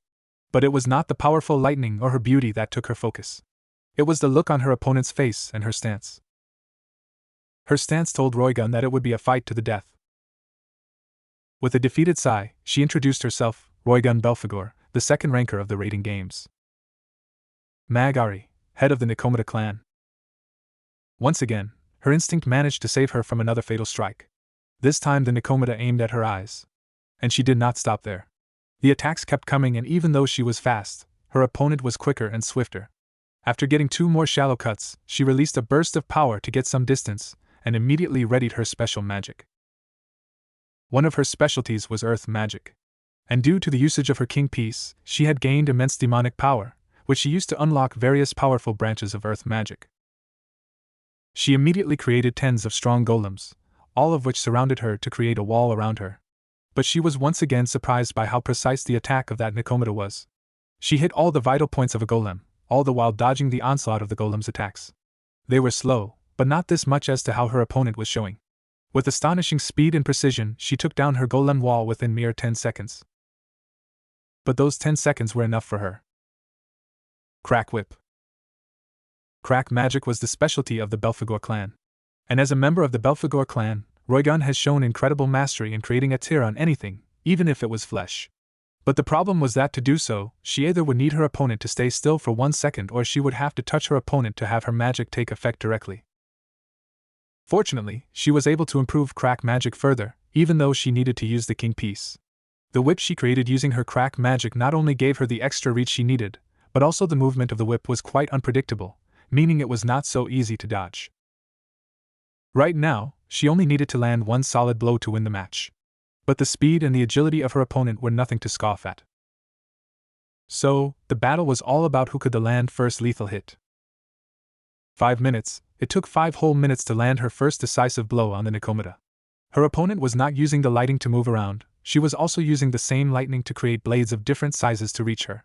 It seemed her opponent knew about her magic. She knew that if she were to touch Roygun's skin directly, she would be affected by the crack magic.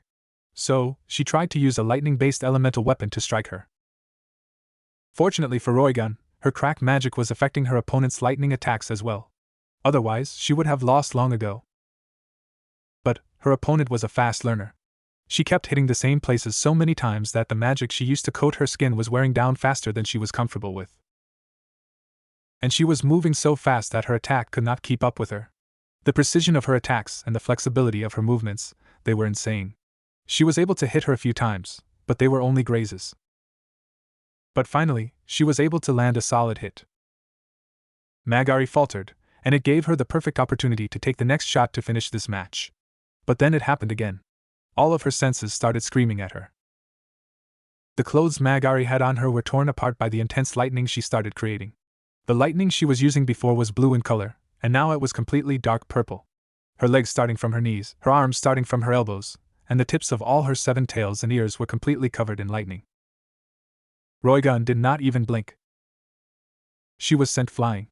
She immediately tried to reinforce her body and adjust herself in midair, but a solid kick on her throat broke her concentration. And it was the brutal attack on her head that told her that she was going to die, no questions about it. Her magic was not fast enough to affect her opponent. But even with all the odds against her, she did not give up. She could not. She kept trying to reinforce and replenish her magic using the full power of her king piece. But it was futile. Her magic was depleting faster than she could replenish, and the injuries were now becoming more fatal. As her vision started to blur, she tried to concentrate her senses on the camp. At least, she wanted to make sure that her peerages made it out alive. And suddenly, the attack stopped. She blinked a few times to adjust her vision as she shakily tried to take a defensive stance. When she could finally focus on Magari, she saw that her opponent also had a surprised look on her face. And the reason was that her lightning was gone. Then she felt him beside her. "Sorry, I'm late," Daihauser said. Immediately, the Nikomata jumped back. Not because of Daihauser but because flames consumed the area she was standing on. "Ruvel," she shouted, her voice hoarse. The next heir of the Phoenix clan did not turn to look at her as he pressed on the attack. Another loud explosion took away her focus.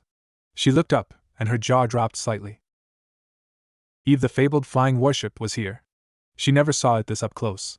It was easily 10 times the size of the Yukai bombarding ships. Another huge sound came from the warship, and she looked ahead to see another of the Yukai ship was destroyed in an instant. The remaining 2 Yukai ships started focusing their fires on their warship, but it seemed it had an energy barrier that was properly shielding the ship. "The main army has already started moving." Roigun raised her eyebrows at the statement. Daihauser just nodded at her and then looked in front. Her lightning ability is powerful, but the concept is simple. She understood what he meant. As a member of the House of Belial, Daihauser was able to nullify the abilities of people or objects. However, he first had to understand the concepts of the ability in order to render it worthless. The more complicated the concept behind the ability was, the more time it would take for him to use his ability. But if the concept were simple, it would take mere seconds. Just like how it literally took him 2 seconds to cut down her golem wall in one of the raiding games. She turned to look at the Nikomata, who was having a hard time defending against Ruvel without her lightning powers. It seemed her lightning element was not complex for Daihauser to decipher. Still. Maido Zangetsuwa. She felt a unique energy. It came out of nowhere. She looked up, at the source of the power. The warship that changed the tides of the early battles in the Civil War, the warship that took the hits of the old Satans and still survived, was collapsing. There was a black orb in the middle of the warship, and it was slowly increasing in size while destroying the ship and pulling everything inside of it. It looked like a small black hole. Suddenly her scenery changed. She blinked. There was nothing in the sky now. She looked down to see the familiar muscular hand tightly holding her. She blushed, but just for a second before her gaze stopped at the place they were standing. Green energy flame was covering that place. She finally understood what happened. Someone attacked where they were standing, and she did not even notice, let alone react to it. And if it was not for Daihauser moving her away, she shuddered at the thought. Then she saw him. He was a handsome and tall young man with fair skin, pointed ears, and knee-length silver hair. He was wearing an elegant-looking kimono with samurai-type armor on top of it, and there was a huge fur on top of his right shoulder. And one look at the sword he was wielding told her that it was a very dangerous weapon. Yet it was the wielder that scared her. As the green fire dissipated, her eyes landed on the kneeling Ruvel, who was just a few feet away from the dangerous man. It seemed to her that he got caught in the fire attack at point-blank range. She wanted to shout, but she could not. The man just walked past him without a care. And suddenly Ruvel fell down on the ground. Then she understood. Although Daihauser dodged the green fire attack along with her, it was not aimed at them. The attack was meant for Ruvel. And she could sense it. Ruvel Phoenix, the heir of the Phoenix clan, was dead. Roigun, Daihauser grabbed her attention. She looked at him, still unable to comprehend what was happening. Retreat. It was this word that made all her senses come back. But before she could retort, he continued, his eyes not moving away from the man. Retreat and regroup with the main force. Tell them what happened and wait for Lord Ajuka's arrival. If he does not arrive within the time limit, and if you do not receive any messages from me by that time, make a full retreat. Do not wait for anyone other than Lord Ajuka. Roigun wanted to object. She wanted to stay. She knew Daihauser was a Satan-class devil and was a monster even by their terms, and it was all his power unlike her. But the man in front of them was dangerous, she could feel it. The fights between these two individuals would only end with one of them dying. Go. She did not want to. She did not want to lose any more of her precious people. But she had no choice. She stood on her toes and kissed him on the cheek before leaving the place. And the moment she was out of their sight, she heard an explosion. She choked on a sob. Someone, stop this nightmare. Wow, I didn't think he would be putting so many conditions. It seems he still has his issues over fate. Amaterasu chuckled at Naruto's sheepish expression as he was reading the report. They were at the last stage of her grand plan to reincarnate Naruto. Naruto's body was completed, and he was thrilled with the final outcome. Now, all that was left was to confirm the bodies of the other 3 souls she brought, and where and how they would be reborn. For Naruto, since he was reincarnating, all he had to do was to take over the body she had created. The soul and the body would take time to adjust, meaning that the process of reincarnation was not instantaneous. It would take some time for him to wake up in his new body, maybe a couple of days to a month at most. After that, his reincarnation would be considered completed. Of course, he would need some extra time to get used to his new body and power. But she was sure that would not take long. But the rest of the souls she brought would have to start over from the beginning, meaning all the way from infancy. Well, in most cases, since Jiraiya, Naruto's mentor and godfather from his previous world, chose a yokai that not only was perfect for his personality but also bypassed this big hurdle, somewhat. He was quite the crafty one if she was being honest. Well, as you can see, I am also giving them the choice. Anything they want, as long as it is under our jurisdiction. After all, like you, they are our special guests. Amaterasu leaned back onto her chair, and for your friend here, although he has the most conditions, they are not that hard to grant. I mean, if you summarize everything, he wants 2 simple things. First, he wants to be the firstborn of a strong but friendly clan patriarch. Second is that he does not want us to interfere with his life. He wants to create his own path, his own fate, as he liked to say. Naruto started rubbing the back of his head. I guess I can see where he is coming from. Well, as long as he is happy with it. He put down that report and went for another one, but I do wonder how well things will go for him. I mean, it would suck if he would become a broody asshole again like his early childhood. Naruto's hand stopped midway. Well, I will just give him another beating and talking if that happens. I mean, he turned out great after my talk no jutsu. Amaterasu delicately raised one eyebrow at Naruto but did not comment. But before Naruto could read the following report, Susanoo barged in. Amaterasu, it's a disaster. Izanagi came back. For a moment, she was utterly stunned. But when she finally registered the words, she abruptly stood up from her chair. This is not possible. Is there something wrong? Naruto asked very politely as he put down the report. She and Susanoo looked at him, and then back at each other. She understood from the eye contact that it was up to her whether to tell Naruto about the situation or not.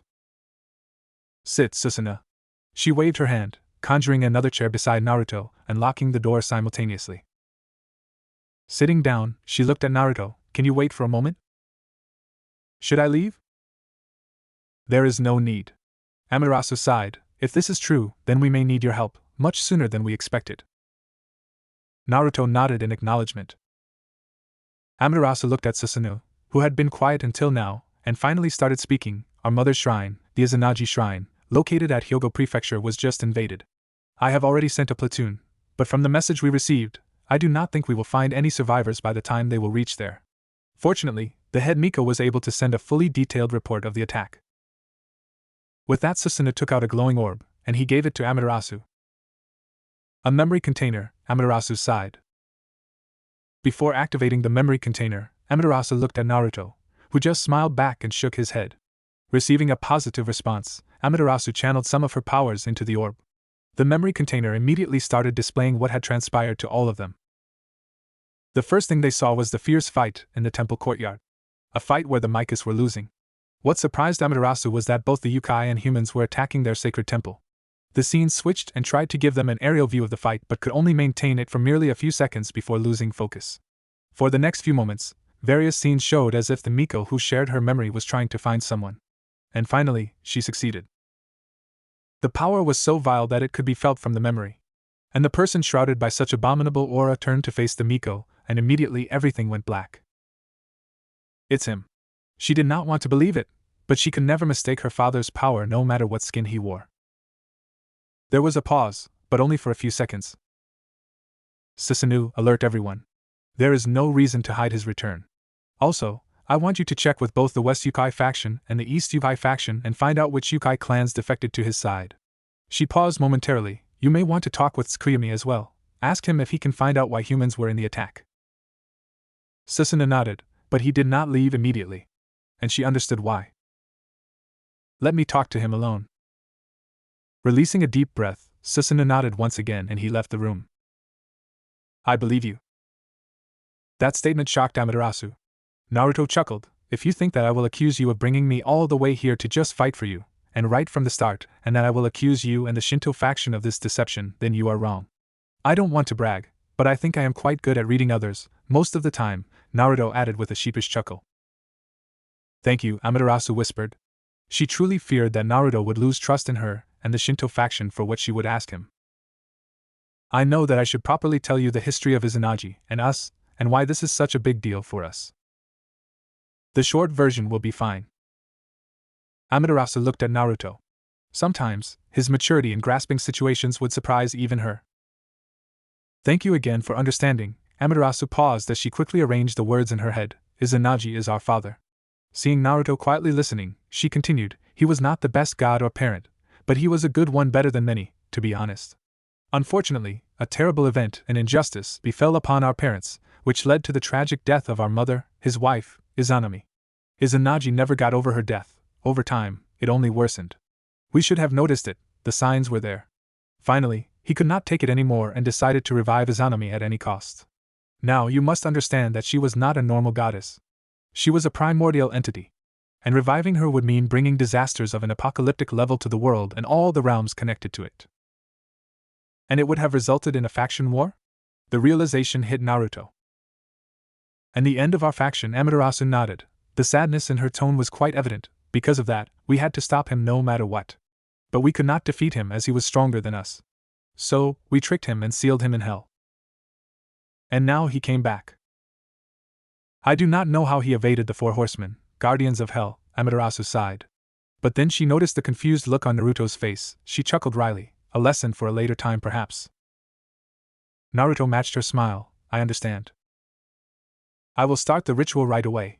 With that, she got up, and Naruto followed. How long will it take for me to adjust? The bonding between your soul and your new body will take a few days, a month at most. After that, I cannot tell how long you need to get used to your new powers and body. Amaterasu answered as they headed for the door. It will be funny if I wake up in my new body on October 10th, Naruto chuckled. Amaterasu paused. She remembered the date and understood what Naruto was implying, your actual birthday. Naruto just grinned back in response. Amaterasu smiled and shook her head. Today is September 15th, 1939, just a few more days, I suppose. The underworld. The biblical God and the four Satan were not the only reasons most factions were wary of the three factions. There was another reason, it was their mighty armies. The overall power level of the armies belonging to the angels, the fallens, and the devils was relatively high compared to other factions' armies. This was not just a boasting but a fact proven throughout history. Angels and fallens were well known for their distinct light attribute powers and advanced war technology. As for the devils, they had destructive powers and unique clan abilities. But what separated the devils from the angels and the fallens was the number of strong individuals they had, which was almost as much as the combined number of individuals angels and fallens had. So, the general populace of the devil faction was not much worried. Even though there was a rumor that the king of Yukai had beaten their all-powerful Surzex Lucifer, they did not believe it. To them, such a thing was not possible. But Bidisa knew the truth. He had seen it and felt helpless when the Yukai king struck. The attack was quick, brutal, and had properly delivered the message. The Avalon Kingdom was not weak. Of course, the devils made sure that the news about the defeat of their Lucifer would not spread, even amongst the general devil populace. Somehow, they succeeded. But that did not mean that the danger was cleared. That was why he did all he could to help Zekrom, even though he did not like the old fox. And the reason was that if Zekrom were to fail, Bidisa would be in the first line to be executed. Yes, Bidisa was one of the devils who took the lead part in the Nekisha massacre. He also knew that something or someone incited them when the devils had a heated argument with the Nekisha. After all, even though it was mostly because of the King Peace, he was still an ultimate class devil, a powerful one too. But he still went with his urge, killing and raping the unprepared Nekisha. After all, the Yukai were low-rank beings that ought to serve higher ones like the devils. They should be glad that the devils gave them a chance to ascend through evil pieces. Yet, they were defying them. So, they got the fate they deserved, annihilation. Even though the haze left after the devils had their fun, most of them did not feel any remorse. But the situation completely changed when they saw what Naruto Otsutsuki was capable of. But Bidisa knew they would still commit those heinous crimes if they were to go back in time. They were the devils, after all. So, that was why Bediz was doing everything he could to make sure Zekrom would gain the final victory in this political war. He and most of the devils were confident that this would never escalate to an actual war. After all, there was no way the Yukai would seek a direct confrontation. The Avalon Kingdom might have one strong individual, but that did not mean that their army would be of any match against theirs. And that was why they were completely caught off guard when the kingdom struck. There was no sound, magic outlet, nothing. A flying ship appeared out of nowhere. "It's the enemy," he could not finish as the cannons on the ship roared. It looked like the ship was loaded with nothing but cannons aimed at all sides. The design of it was ridiculous, but it served its purpose. The cannons did not fire in random directions. All the camps, including the mobile patrol camp he was leading, and the messenger camps far away, all of these locations were hit simultaneously. Fires engulfed the camps in a matter of seconds. A few unlucky devils died immediately, but the most quickly got back up on their feet and started casting defensive and healing magic. The first round might have caught Bediz off guard, but he was ready for the second. As soon as the flying ship fired the second round, Bediz used his clan's infamous hole ability and created multiple portals around the ship, which absorbed the cannon shells and reflected them back at the ship. The counter was lethal. The ship was destroyed. But before he could even release his next breath, 4 more ships appeared. And they, similar to the first one, fired accurately and simultaneously. This time there were just too many. So, Bediz concentrated his powers around him. He could see many other strong devils also put up shields or barriers all around. But it was not enough. Quite soon, the screams of outrage turned into cries for help. But he did not care. "Fall back!" he shouted at the unit. The patrol unit members understood that their first line of defense had fallen. And if they did not retreat, they would just add to the body count. And it seemed they were not the only ones with a similar idea. "Retreat! Retreat!" The command started echoing throughout the whole area. Bediz did not know how the others would retreat, nor did he care. He might have helped them if they were not cornered like this. But his focus was disrupted by a loud noise. He looked to his side, to the source of the noise. And he blinked. His queen was missing his head. He looked around, and suddenly realized that many of the patrol unit members either had a huge hole in their chests, or their heads were missing. Snee, the second in command of the patrol unit, could not even utter his last word, as he suffered the same fate as his queen. It was then that Bediz realized that if it were not for his strong defense magic on his body, he would have been the same. He immediately created tons of portal-based shields in front of him and his unit, or whatever was left of it. Then, he saw them, the kingdom's army, the so-called low-rank Yukai military. Bediz had never seen the actual Yukai military before, but he had heard about them. They would mainly rely on their Yukai magic or clan magic, but compared to the devil magic, the Yukai magic lacked destructive power. As for their gears, they would wear different types of traditional clothes with katana, naginata, or mace as a weapon depending on the characteristics of the Yukai. But what he heard and what he was seeing, it was not matching up. All the Yukais coming out from the Nekisha compound wore full black clothing, a gray flak jacket, and metal arm and leg guards. They were also armed to the teeth, from swords to guns to magical scrolls. They were carrying various kinds and sizes of weapons. But their animal-style porcelain masks caught his eyes, and for some reason, he found the masks menacing. And then they attacked. Some were using various types of guns combined with other weapons, while some were casting spells. And the way they were casting spells surprised Bediz. Yujitsu was the Yukai form of spellcraft, and was mainly unique to the Yukai. But compared to the devil magic, not only was it less destructive, but it also would take a longer time to cast since the Yukai had to write the magic words physically. Even though the magic words did not need any medium to write on, it was slower than the devil magic, which was mostly instantaneous. That was what Bediz thought. Unfortunately, it seemed he was wrong again. The Yukais weren't writing words to cast spells, they were making hand signs.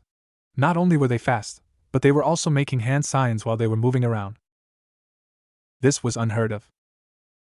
But this was not the time to falter. Bediz boosted his demonic powers using the King Piece and created a massive portal above the Nekishu compound, intending to wipe out the place completely. He knew his allies would be caught up in the blast, but he cared less. Right now, all he wanted was to stop the Yukai at all costs. Dragon Strike.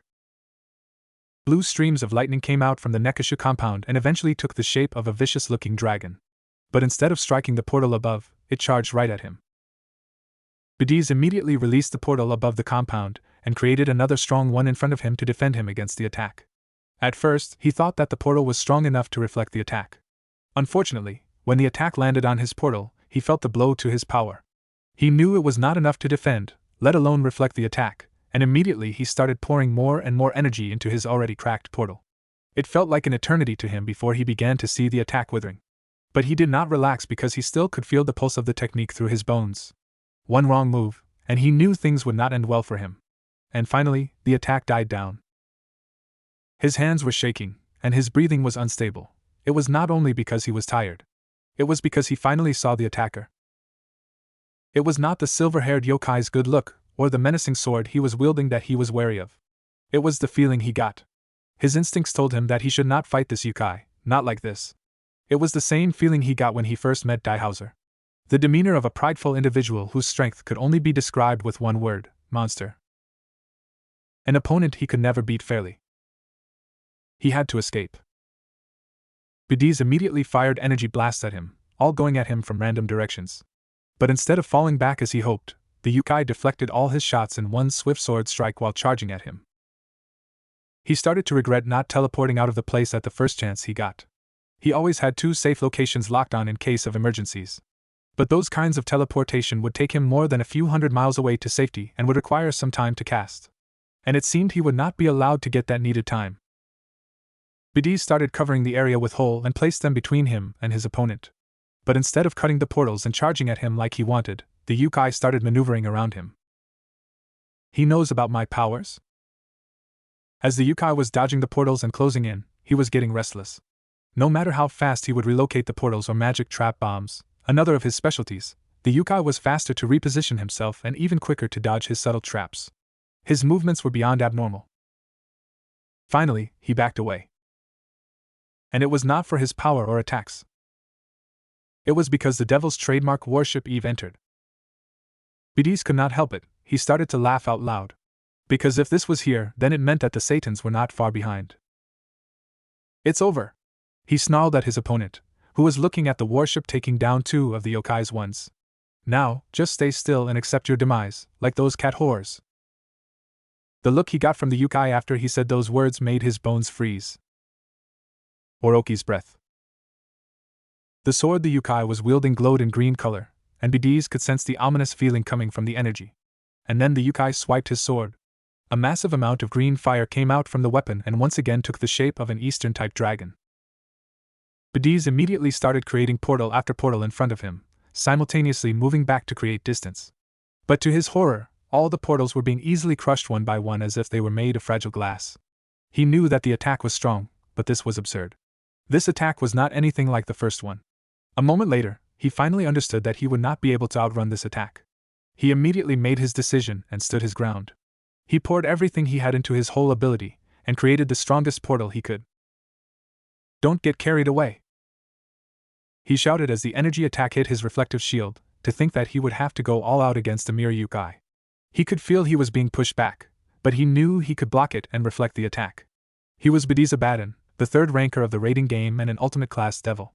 There was no way a no-named yokai was going to beat him. What the? But his power was not enough as reality finally hit him. The shield shattered, but he was able to move away at the last moment through a short-distance teleportation. It took every ounce of power he had to cast that. Still, it was not enough to save all of him. Ay! He screamed at the sky as his left hand reached for his right one but found nothing. He could see that the right side of his vision was blurred. He tried to stand but could not. He knew he had to look down to see the state of his body, but he was too scared to. But all was not lost yet. He took out a phoenix tear with a shaking hand and gulped it down. He could feel the regeneration power kicking in, and then it stopped. He blinked and tried to reach for his right hand, but it still was not there. It is not working. He choked on his own words. This was not real. His breathing became erratic, and he subconsciously started screaming again. But his muffled screaming stopped as right in front of his eyes, Eve was destroyed. One moment the warship looked unstoppable in its advance, and the next moment, it started falling. A single attack took down their so-called reinforcement. No! No! No! He started crawling the other way. He had to get out fast, he couldn't die like this. Someone! Anyone! Help me! Says Homaru's POV. Sesshomaru knew that Badiz had run away. He even knew where he teleported to, but he did not bother giving chase. The cowardly devil was not going to survive with the injury he received from his attack. Even if he did, it did not matter. Nothing mattered, as by the end of this night justice would be taken for the Nekashu, one way or another. The devils really did not know what was coming at them. He silently gave orders to the squads and went after Magari, who was the first to take off. She wanted to get the most kills, which was quite understandable. But he could tell she needed backup as he sensed the new devils joining the fight. After all, Daihauser was not someone whom Magari could take alone.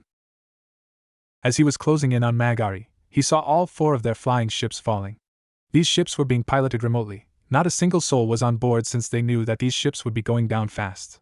So, they used these empty ships as baits to lure out something more prominent, and something that would have some symbolic value for the devils. And they did. Sesshomaru stopped and aimed his katana at the massive flying warship. Maido Zangetsuwa. The moment the attack left his katana, he started running again. He did not even wait to see the outcome as he knew what it would be. After all, it was not his attack that would destroy the ship. It was just a distraction from the actual attack since it would be unwise to show their king's hand before his grand entry. His katana was already in motion when he reached where Magari was. Orochi's breath. He aimed to take down all 3 devils swiftly in one strike. But he failed. He predicted this would happen. After all, Daihauser was on a different level compared to Roigun and Badiz. It seemed Jiraiya's judgments and predictions were on point, as usual. He looked at Magari, who was out of breath. It seemed her powers were sealed. To seal away the power of someone of her caliber, worthlessness was indeed a very frightening ability. No. He looked at Daihauser, who until now had his gaze solely focused on him. Maybe it was the wielder. After all, according to Jiraiya, Daihauser was the 5th strongest devil, stronger than Grafia, contrary to popular belief. Sesshomaru took the first step forward. Seeing that, Magari sighed and retreated without a word. He was glad she understood that she would not be much of a help, not with her current state. He passed the dead phoenix. And he could not help but scoff when he saw the Lady Devil's face paling. The devils always liked to exaggerate their powers and abilities. The Phoenix clan members thought that except for holy attribute attacks, nothing could work against their regenerative abilities. They honestly called themselves immortals. It was laughable how ignorant they were about the reality. Well, this war would surely open their eyes. A small conversation occurred between the 2 devils before the lady departed, reluctantly it seemed. And during that time, he just deliberately waited. After the lady left, Daihauser fully turned to him and bowed slightly, a respectable gesture, one that he returned. And instantly, both of them clashed, closing the huge gap between them within a fraction of a second. Daihauser blocked Sesshomaru's katana with his bare hand. Not exactly bare as his hand was coated with demonic power. Both immediately fell back after their first exchange. Finally, a devil who simply does not throw his power randomly, a unique devil indeed, Sesshomaru thought as he took a proper fighting stance. With the tip of his katana, Sesshomaru threw away the fur which was on top of his right shoulder. And the moment the coat hit the ground, it made a loud noise as the ground cracked. Not surprising since the fur weighed a lot. After all, it was training gear. But he had to give it to Daihauser. He did not even blink or give a side glance at the fur. And once again, both charged at each other. Fists against blade. Power against speed. Daihauser had tremendous mastery over hand-to-hand combat as well as many martial arts. He was even coating his legs with demonic power to get an edge. But Sesshomaru was faster, and his swordsmanship was unmatched in their kingdom. After all, he was defending as well as attacking with one sword, whereas Daihauser was using all of his hands and legs. There was a chance that his Maido Zangetsuwa or Orochi's breath could finish this match in one shot, but he did not want to risk it. He knew that Daihauser was not the type to fall for the techniques that he had already seen once. Because there was a chance that if Sesshomaru could not finish the fight with those techniques, then Daihauser could get enough knowledge to use his worthlessness and seal those abilities. Even if the said chances were meager, it was a risk that he could not take. Sesshomaru could see that his swordsmanship was better than Daihauser's martial arts, but the devil had much power to spare, which he was using smartly to cover the gap. His magical coating over his limbs was not only thick but also had high regeneration. Sesshomaru ducked a kick and tried to strike Daihauser's other leg. But the devil flipped, trying to get a hit on him while he was in the air, but was unsuccessful. And as Daihauser landed, Sesshomaru went for his head once again. But instead of dodging this time, Daihauser caught his katana with his bare hand. This caught him off guard, which the Belial took full advantage of. The barrages of powered-up punches rained down on him, mostly aimed at his face and neck, and he took the full brunt for a mere second. And that 1 second was enough to bring Sesshomaru to his knees, almost. That was how powerful those punches were. Dragon Strike. But before the technique could even form, Daihauser let go of his katana and kicked him, or tried to, but Sesshomaru dodged and created some distance. At least he tried to, but the champion was not going to give him any space now that he had the advantage. Daihauser even coated his fist with worthlessness, as each strike was somehow weakening him if it was making direct contact with his katana. It seemed Daihauser was aiming for his Yukai energy with his worthlessness. The concept was very vague, but somehow it was working. Sesshomaru had no idea how. This was not in Jiraiya's report. Was it because of how long they fought that he got a vague understanding of his power? Or was it that Daihauser had fought various Yukai before? Maybe he understood the properties of basic Yukai energy and was waiting for the golden opportunity. A remarkable tactic, but futile in the end. Daihauser stopped, not because he wanted to but because he was made to. Sesshomaru had another katana out, one that was releasing a high level of holy energy. Seeing his second katana and his new stance, Daihauser smiled, an exhausted and defeated smile. Sesshomaru very well understood the meaning behind that smile. Daihauser started to gather a massive amount of demonic power. The Belial extended his arms forward, and an enormous orb appeared in front of his stretched arms.